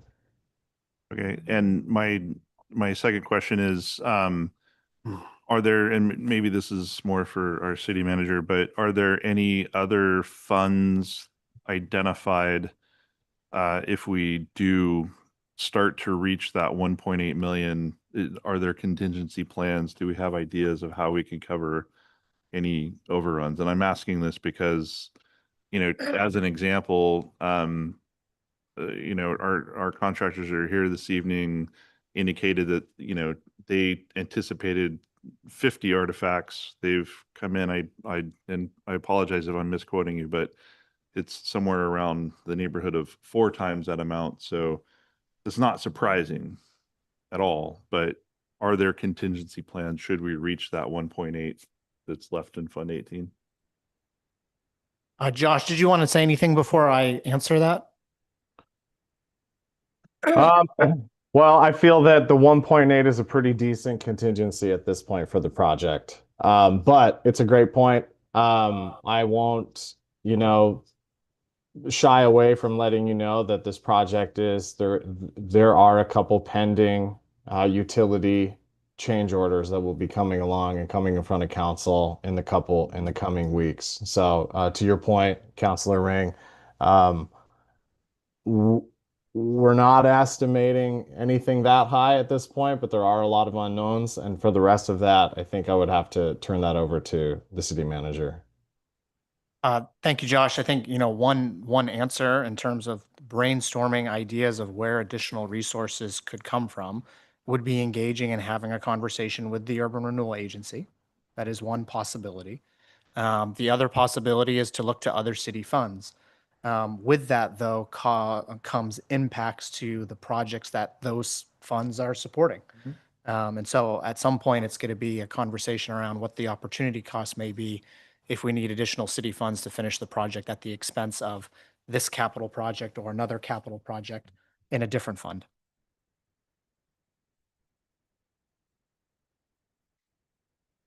Thank you. That it? Okay.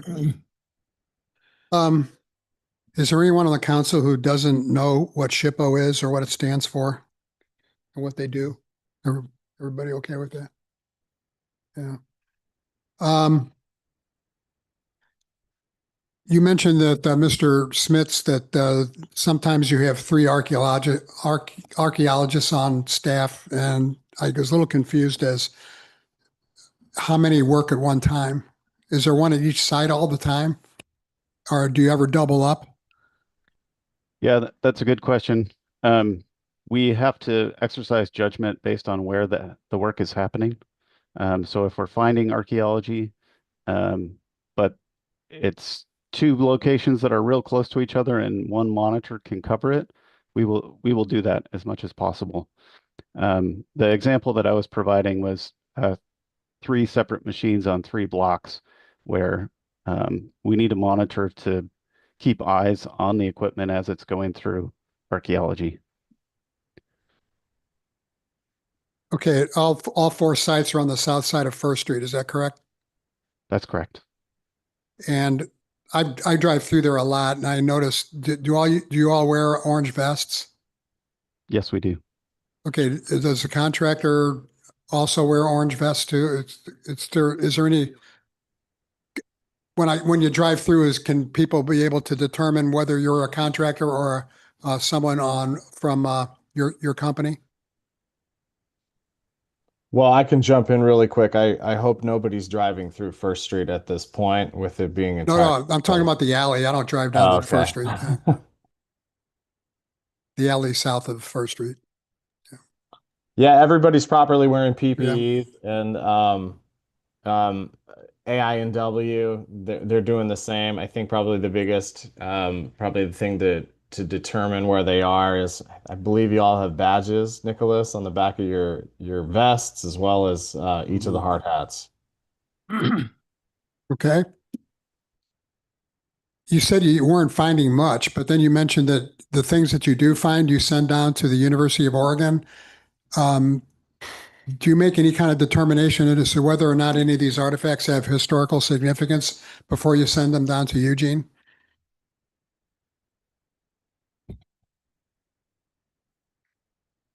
I apologize, I was muted. Yes, we do on the ground. And I want to just clarify that first part of that is that within the last couple of weeks, we have not been finding very much monitoring. That's specifically the utility work on the eastern half of the project. Before that, for about 3 weeks, particularly the western half of the project, we were encountering artifacts and archaeological deposits very frequently over the course of about 3 weeks. And so on the ground, our monitors are coordinating with me. I have done some field visits. I'm supporting them. We have staff back here in our office that's supporting our monitors as they find artifacts. And we are being very selective, collecting only the artifacts that we need to under our permit. And those that do not need to be collected, we're documenting, taking photographs and notes, and those go back into the ground You go back in the ground? or in the spoils piles, Oh, okay. along with the soil that gets removed. Okay. Thank you. Any other questions? I have one. What I'm trying to understand is we have a request for additional archaeological monitoring at a cost of what I heard was like 176,000. Am I mistaken? 146. 146? 146,804. And do we have sufficient funding without a budget transfer? Is that incorporated into the budget? Yes, it is. So we have, okay. That answers my question. Thank you. Anybody else?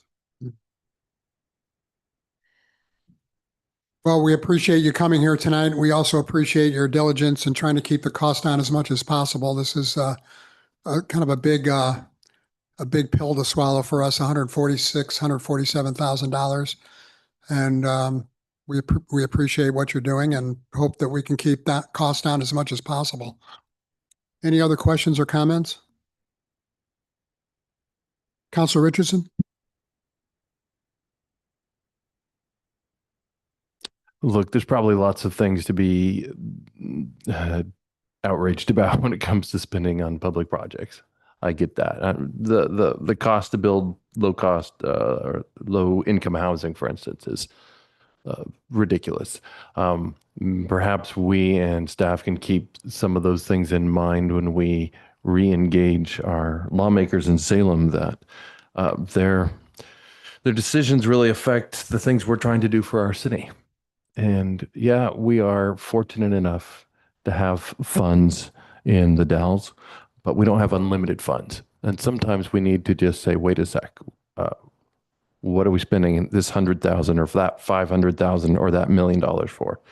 And I also feel at the same time it sounds like we are over a barrel and don't really have any choice on this except to abandon the First Street and other projects, which we won't do.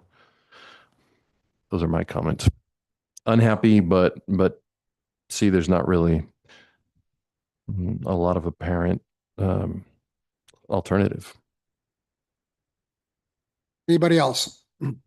Councilor Randall. Thank you, Mr. Mayor. It sounds like we really don't have a choice, but I think also we should want to protect these sites. I mean, if we have these 4 sites already designated as historically significant, I think we want to protect and preserve whatever we do find there. They may not seem like much value right now, but who knows, years down the road, maybe some other discoveries may provide more information and they could become actually more valuable, but just my thoughts.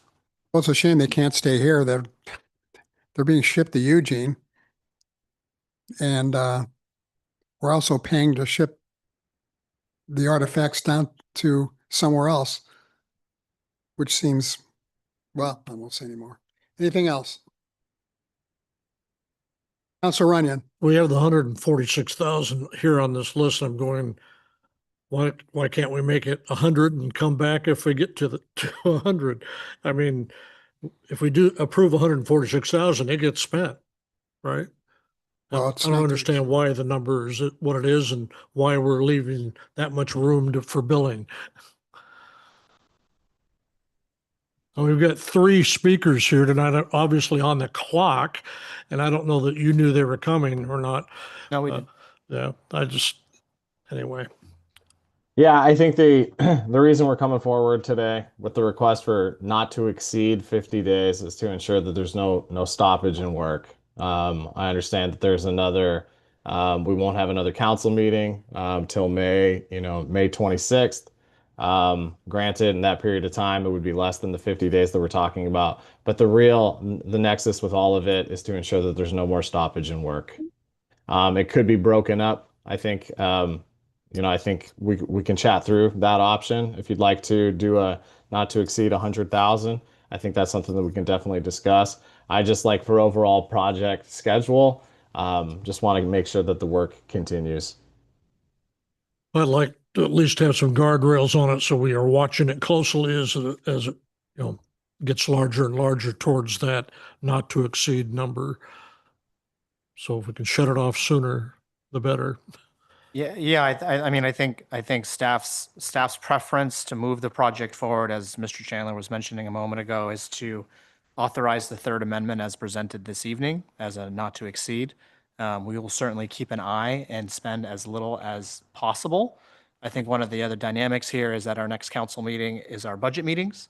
And so if there was an additional action needed, we start to stretch the timeline a little bit with the a council meeting following that. Okay, if there's no other comments or questions, I'm looking for a motion to approve or authorize the city manager to execute the agreement with AIN for the additional archaeological monitoring. And I would suppose the motion, you can just read it right off the agenda here is great. Would anybody like to make that motion? Mr. Mayor, I'll move to authorize the city manager to execute the third amendment to professional services agreement with the Archaeological Investigations Northwest, Inc. for additional archaeological monitoring required for the First Street Streetscape project as presented. Is there a second? I'll second. Been moved by Councilor Randall and seconded by Councilor Richardson to authorize the city manager to execute the agreement with AIN for the additional archaeological monitoring. Is there any more discussion? All those in favor, please say aye. Aye. Aye. Opposed? Why? I'm opposed. Motion passes 4-1. All right, thank you, councilors. Thank you, Mr. Chandler. Thank you, Mr. Smits, Ms. Reese, and Mr. Schmidtke. Thank you, Paul. Thank you. Okay, item 11 is an ordinance amending certain provisions of the code for legal sufficiency. Mr. Kara. Thank you very much, Mayor Mays. Let me just get my wits about me. There we go. This is now action item 10B.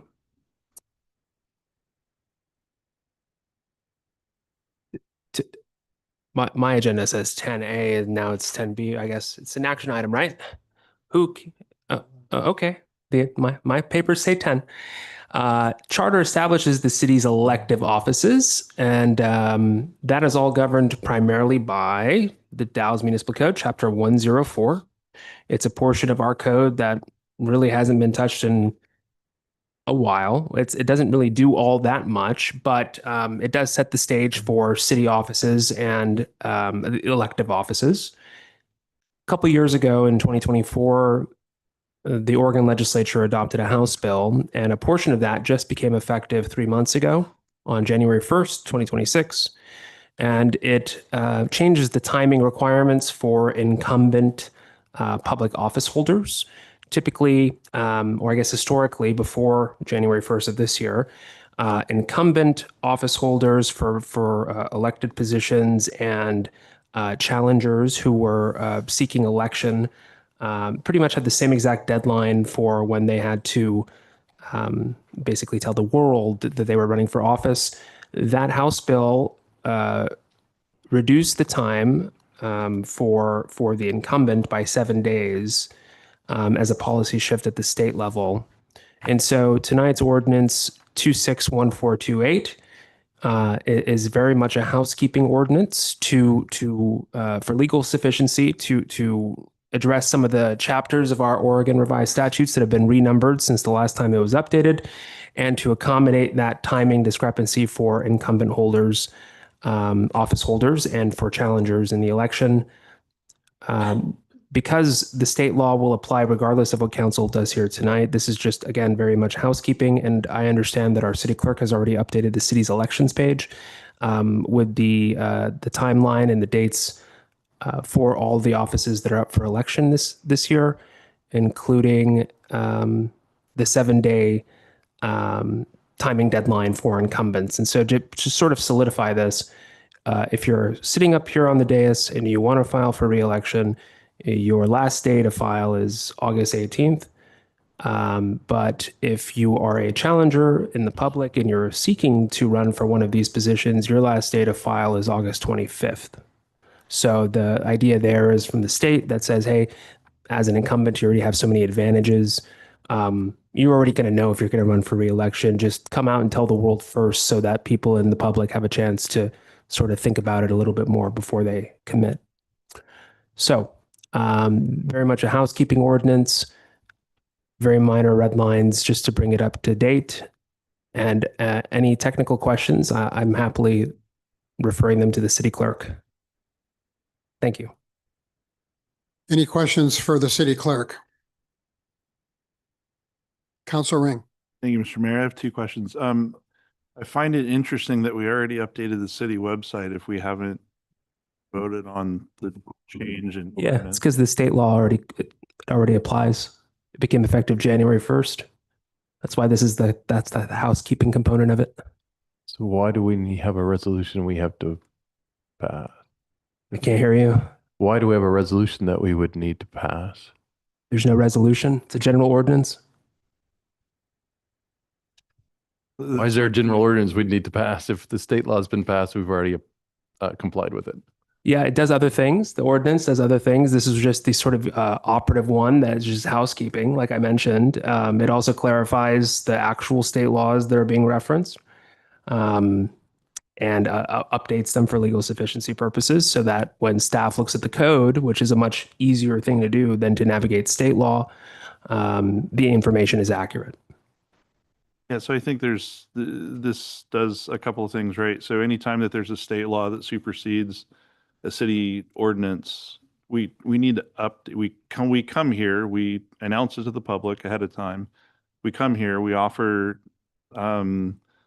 people time to think about it and read it and whatnot, because this is really where their local representation hits home, right? That's absolutely right. So this is just us like going through the right. We're doing what our residents elected us to do, essentially. Yeah, and the city has the opportunity to implement, local administrative components to sort of designate this for the staff 15 years from now and all that. We'll never be able to supersede state election law. Sure. And in fact, this ordinance, not this ordinance, but the chapter itself says at the very beginning, elections in Oregon are governed by state election law. However, these are some particular dynamics for the city of the Dalles, very administrative and clerical in nature. Hence, it's given to the city clerk generally. And it references the applicable state law, but it doesn't automatically. I mean, it sort of does that at the front of our election law, right? It says that it's superseded by state law. But in some ordinances in the past, we've had language that says that,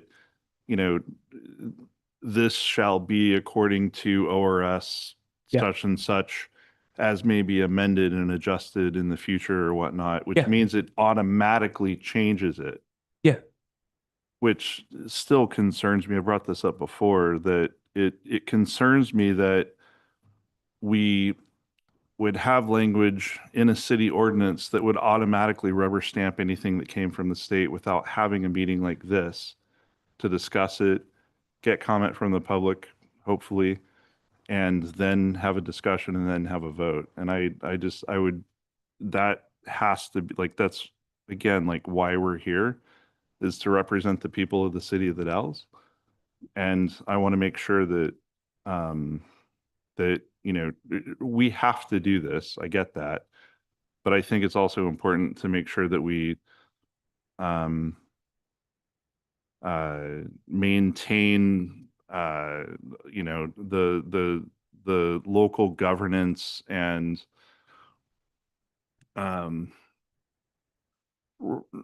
not allow like rubber stamping of things without having that discussion or representation for the people.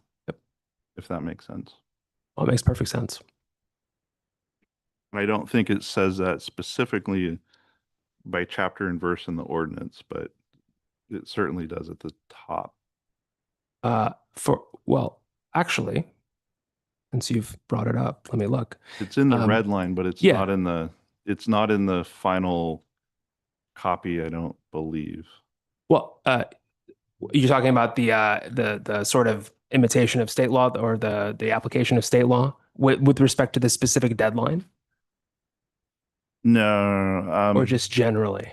just It's in the chapter. Yeah, you're right. Because that's sort of, that was a provision. I hear what you're saying. That was a provision of our code that is not updated here tonight because it's already good to go. That's right. okay. But it's absolutely within, anybody can look it up on the Dalles Municipal Code on E Code, chapter 1.04. It's right there at the top. Thank you. Yeah, you bet. Anybody else? I don't believe a motion has been made yet, has it? No, Would anybody like to make a motion? certainly, Mayor Mays. I move to adopt General Ordinance number 26-1428 by title only as presented. Is there a second? I'll second it. It's been moved by Council McLaughlin and seconded by Council Randall to pass this ordinance. Would anybody like to hear it read in its entirety? No. No. Okay, last call. Would our city clerk please read by title only? General Ordinance number 26-1428, an ordinance amending certain provisions of the Dalles Municipal Code, Chapter 1.04, Elections Code for legal sufficiency. In favor, please say aye. Aye. Any opposed? Motion carries. Thank you very much. Thank you. 12, the new item 12, is a discussion about the local agency and nonprofit funding request program. Mr. Klebs. Thank you, Mr. Mayor. As the council recalls, we've had a couple different versions of programs to consider funding local agencies and nonprofits. Those versions have evolved over time. And on November 24th, 2025, we had a discussion about this program and received some direction from you. Two of the major items here is that previous programs have resulted in funding allocations or funding decisions being made during our budget process, which can be quite complicated and takes away from the focus on establishing appropriations for various programs such as these. So moving forward in the proposed budget that's coming up in May, we will not be entertaining funding requests during the budget meeting. Instead, we will be establishing the amount or the appropriation that we want for the program that we're talking about this evening. The other challenge expressed by the council and by users of the program is a desire to see improvements in how we solicit applications, how we process those applications, how we score those applications, and ultimately make recommendations for funding. So working closely with the city clerk, we have established or developed the materials included in your packet, which further detail some of the proposed changes that we're looking at based on the feedback you provided us at that November meeting. So we have draft guidelines and an application, a scoring rubric, and timeline. And so, as I mentioned, ultimately, we will set appropriations for this program this coming summer and into August. We'll have an application deadline and a process there. We'll review applications for completeness, and ultimately, the council will be involved in scoring the different applications we have for ultimately a funding recommendation sometime in November. The funds for this program will come from the city's general fund, and our one allocation is proposed to be in the city council budget. Another source of funds for this program is our tourism promotion fund with a specific focus on tourism-related facilities or tourism-related activity. And so just keeping an eye on the clock here and everything, wanted to bring us down to page 108, which has some of the discussion questions. Because there's been a lot of interest, there's a lot of community interest in this program, we wanted to solicit your input on the different materials that we've included in the packet. Are there any modifications or changes to the criteria and the scoring weights that we've applied, or anything else that you'd like to see while staff finishes this up and prepares to implement it later this year after the budget meeting in May?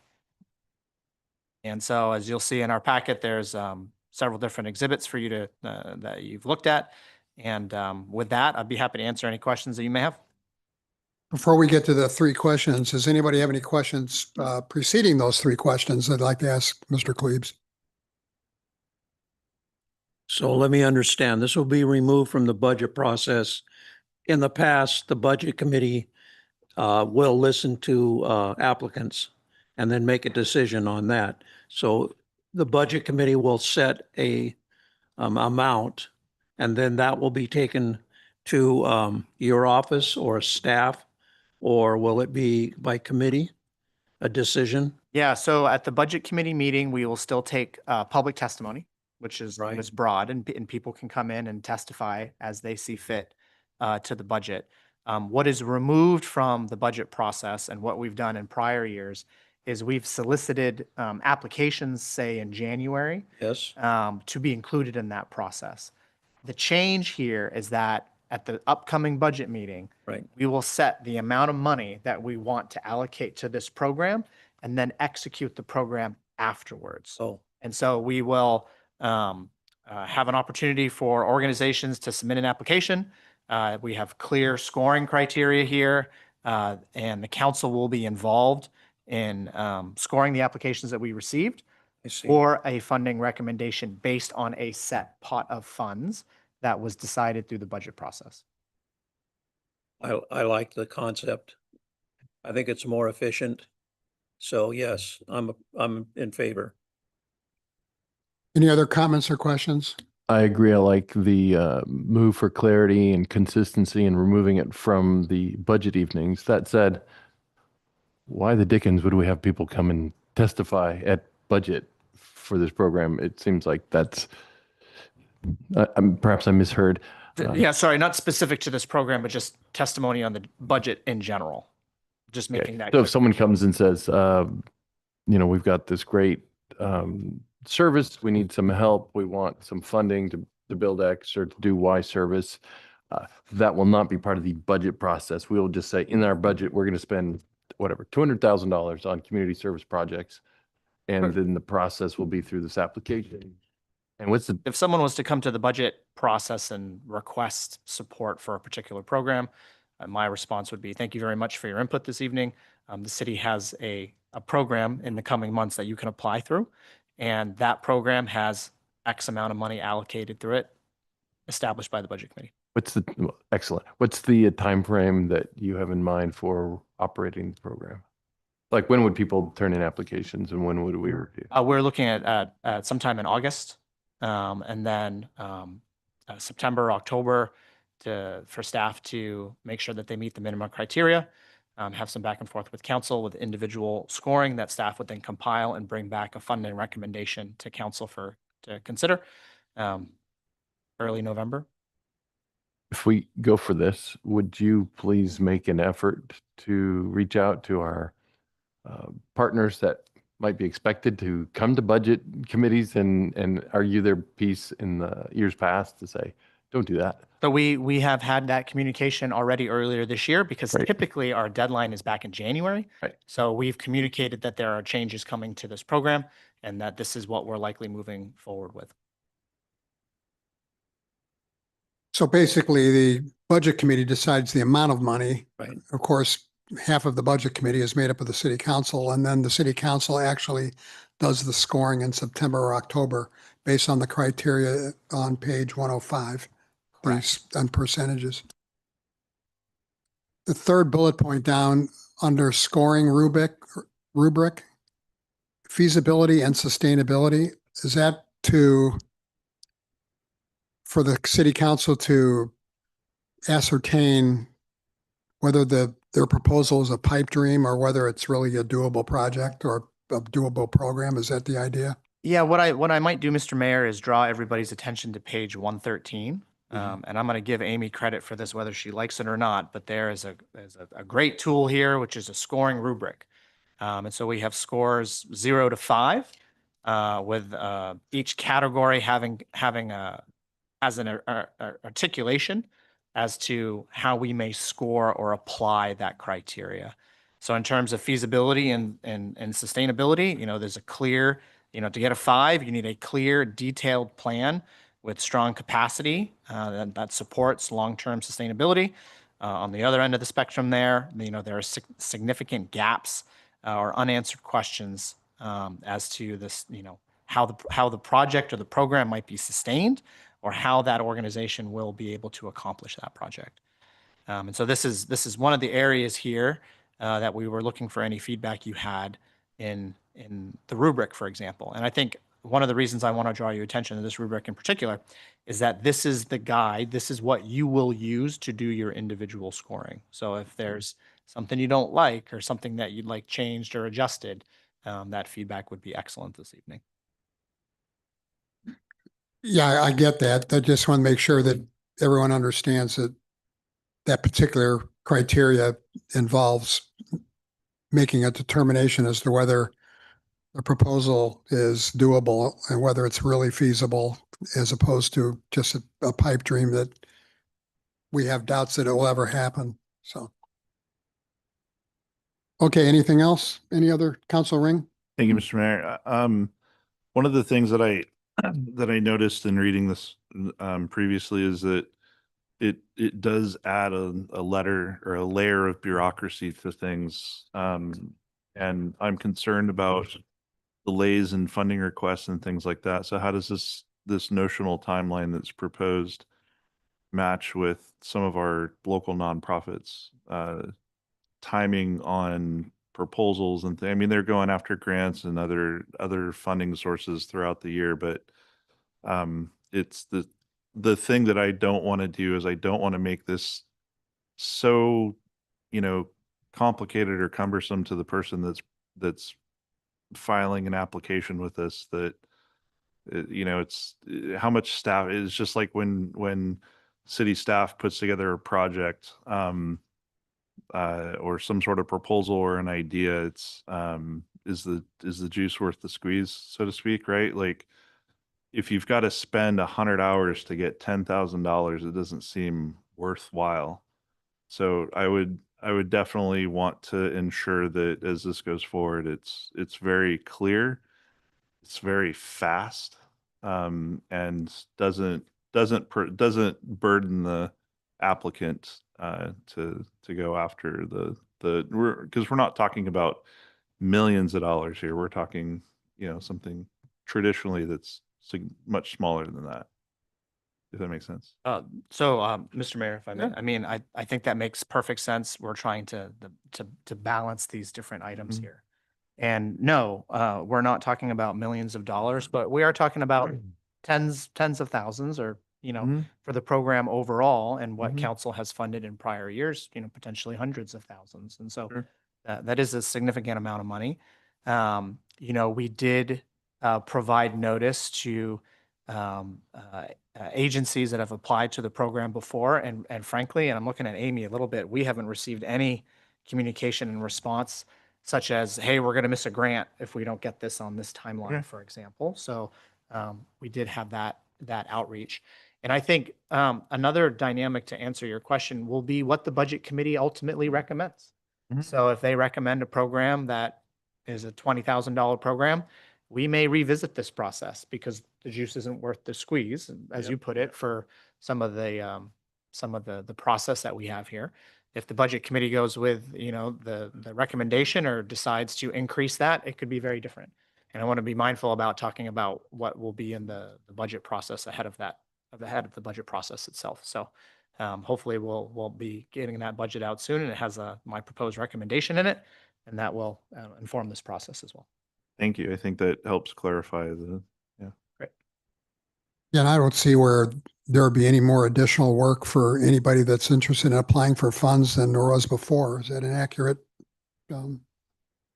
I mean, we've tried to keep the application tight. At the same time, we want to have confidence that who we're providing monies to has thought out their project and can execute and will deliver their project, and is aware of what they're requesting, and that the city's going to require a contract with deliverables and things of that nature. And at the end, these are taxpayer dollars at the end of the day. Just like we were talking about previously, and we want to make sure that we're vetting these requests and that they're an appropriate use of funds and that they are used effectively.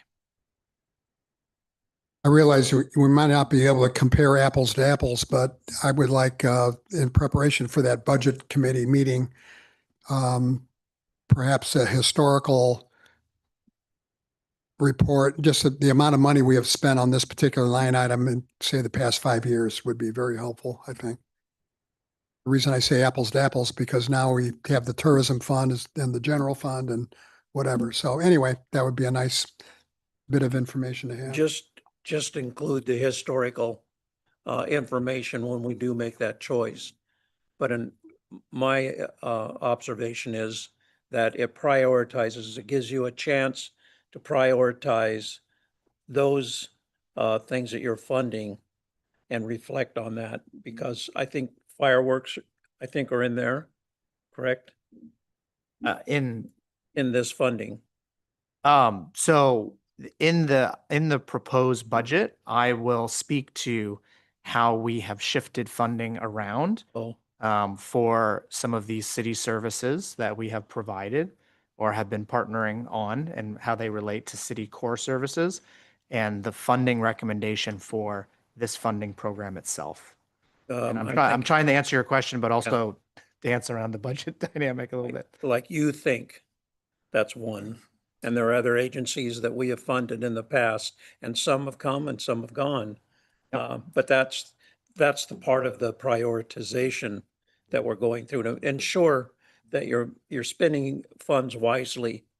And also, people should also put in the effort when they're applying to think out the process and why they're asking for the money, and be able to tell you why.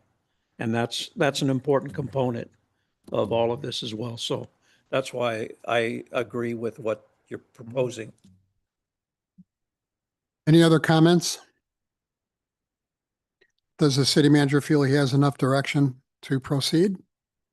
I feel that I do. And the process, and just as a reminder, the process that we've laid out again, and if there are any other comments that the counselors would like to provide, we still have a little bit of time here. But again, the scoring rubric on page 113, I think, is really where the rubber meets the road, or when it gets to the council level in evaluating those applications. I think the process, separating it out from the budget appropriation process and the grant awards themselves, I think is an absolute must. I think that's my recommendation and a good move there. And the scoring rubric itself is how we're going to be applying this program, and will be critical. Any other questions or comments? Okay. Councilor Runyon, would you like to make some comments about the conference at this time, or after the executive session, or at all? To the executive session. If we need to go home, we'll go home. So you want to wait? Afterwards. Yeah, okay. City Council of the City of the Dalles will now meet in executive session in accordance with ORS 192.6602H to consult with counsel concerning the legal rights and duties of a public body with regard to current litigation or litigation likely to be filed. Representatives of the news media and designated staff shall be allowed to attend the executive session. All other members of the audience are asked to leave the room. Representatives of the news media are specifically directed not to report on or otherwise disclose any of the deliberations or anything said about these subjects during the executive session, except to state the general subject of the session as previously announced. No final decision may be made in executive session. At the end of the executive session, we will return to open session and welcome the audience back into the room. We expect to return to open session in about 30 minutes.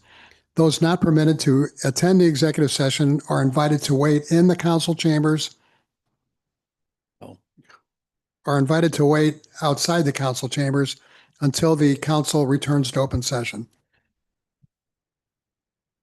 Thank you all very much.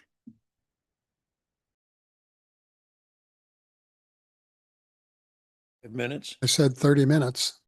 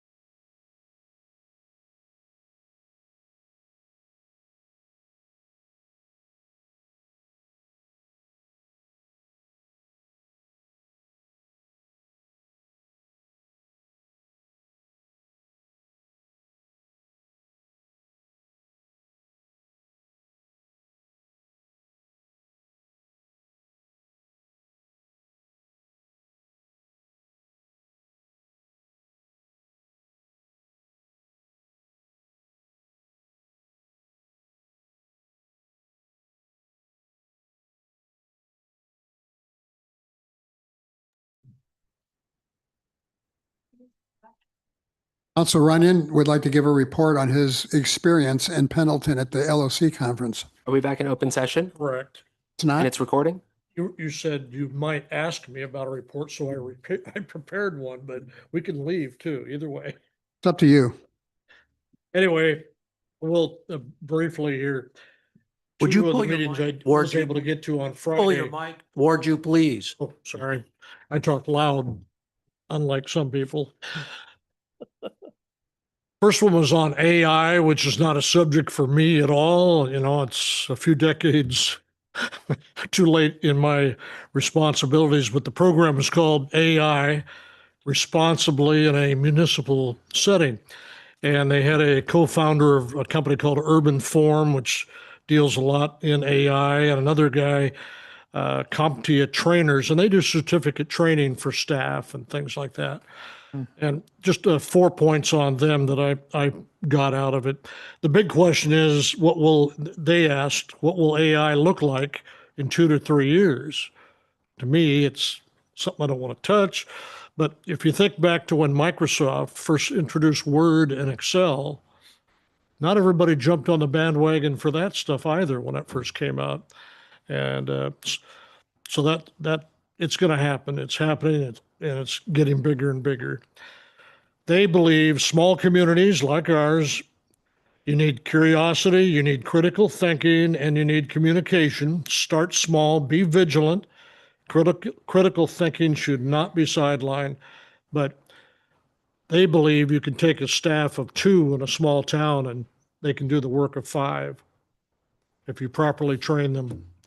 But all the staff needs to understand terminology and whatnot at the very least, so they can keep up with the ones that are working in it. The other meeting was more interesting for me. Being an old Move on to that. I just want to comment that I attended that as well. And the session was supposed to be all about what AI can do for you. And it really turned into more like what AI is doing to you. Yeah. So sorry to interrupt. That's my angle. Yeah. But I got turned around a little bit because of the presentation. So it's happening. You know, we just got to get used to it. And maybe we could take it to our advantage if we train our staff early. The other one was on making government more interesting, like tonight. And it was about trust, and it was the community of independence. They're getting millions of hits on all their major media they use. They do videos, they do all kinds of things. I put 29 items on here that I made bullet points on, and I gave it to Amy and I gave it to the city manager.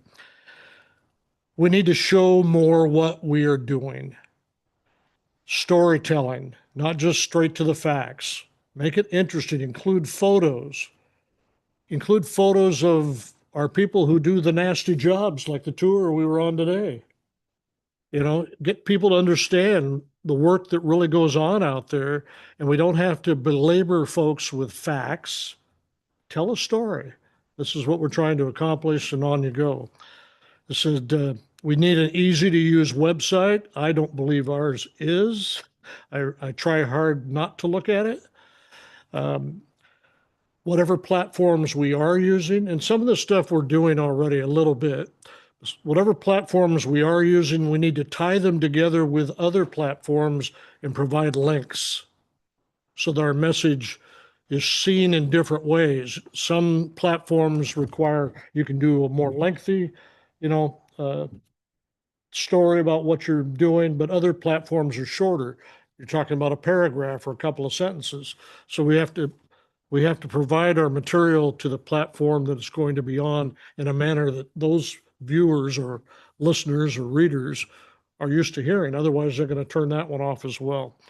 So tie the platforms together, provide links on anything we're doing to another platform, to the chamber, to whatever else is out there.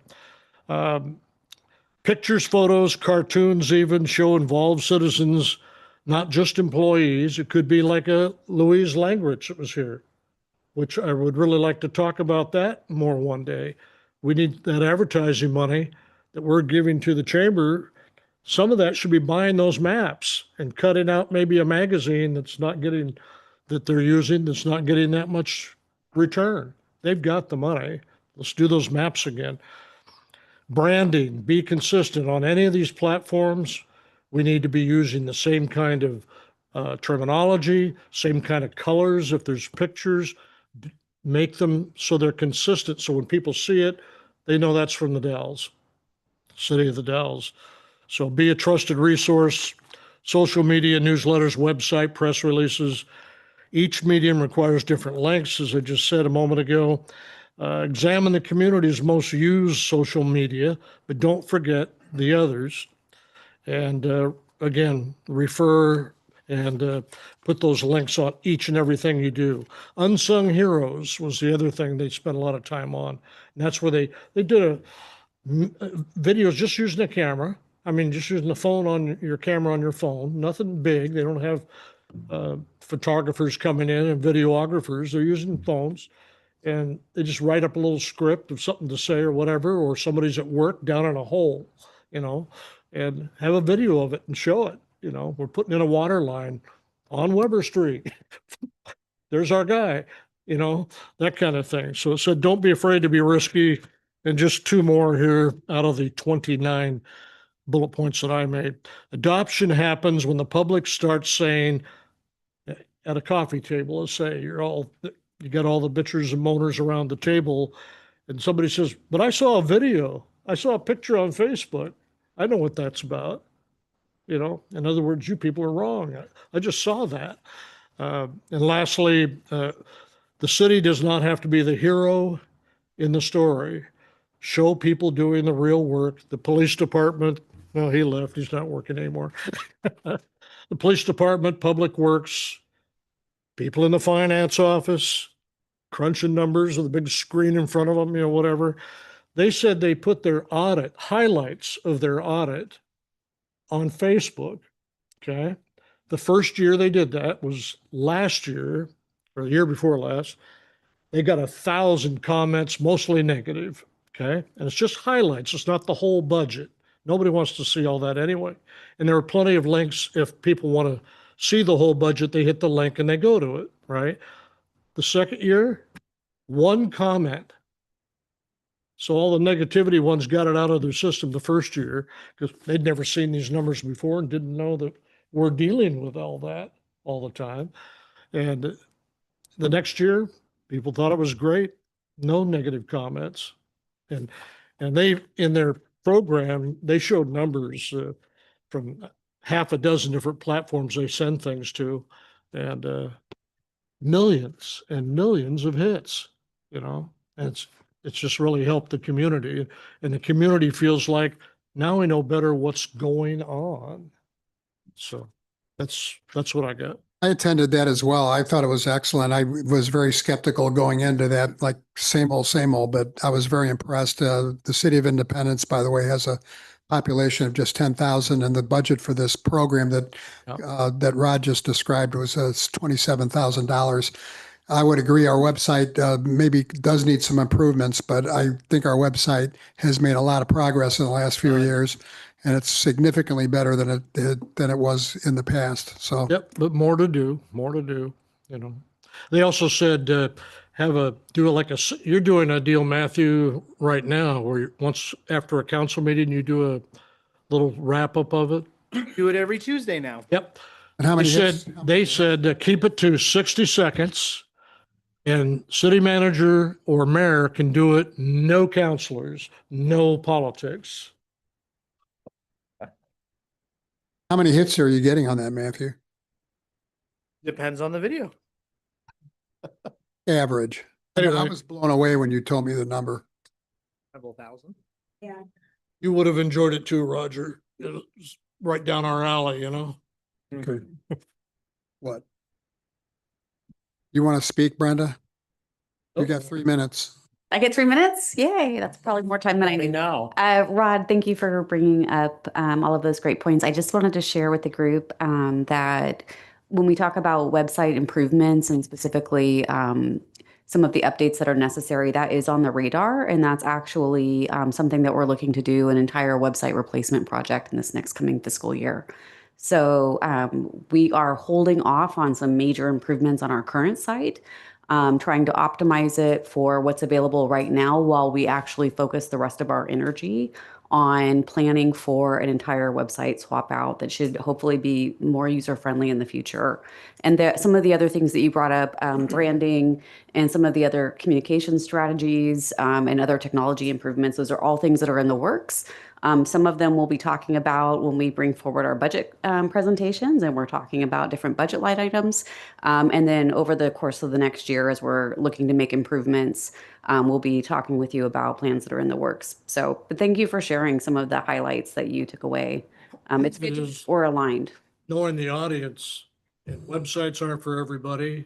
What are those little things that Louise was talking about? I don't even know the word. Widgets. Where you put it on your phone and take the picture of it.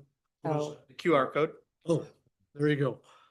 Those people's coming off the boat, they're exactly right. I don't look at those things. When I see them, I turn the page and go to something else. Different age demographics, so we have to know our audience better. The website's not always going to reach people, and neither is Facebook. Scott? Yeah, just real quickly. I did not attend that particular session, but I did happen to sit next to a city councilor from Winston, and he was very proud of their newsletters they send out. I think I talked to you about that. Once a month, they send out a newsletter to everyone in the city.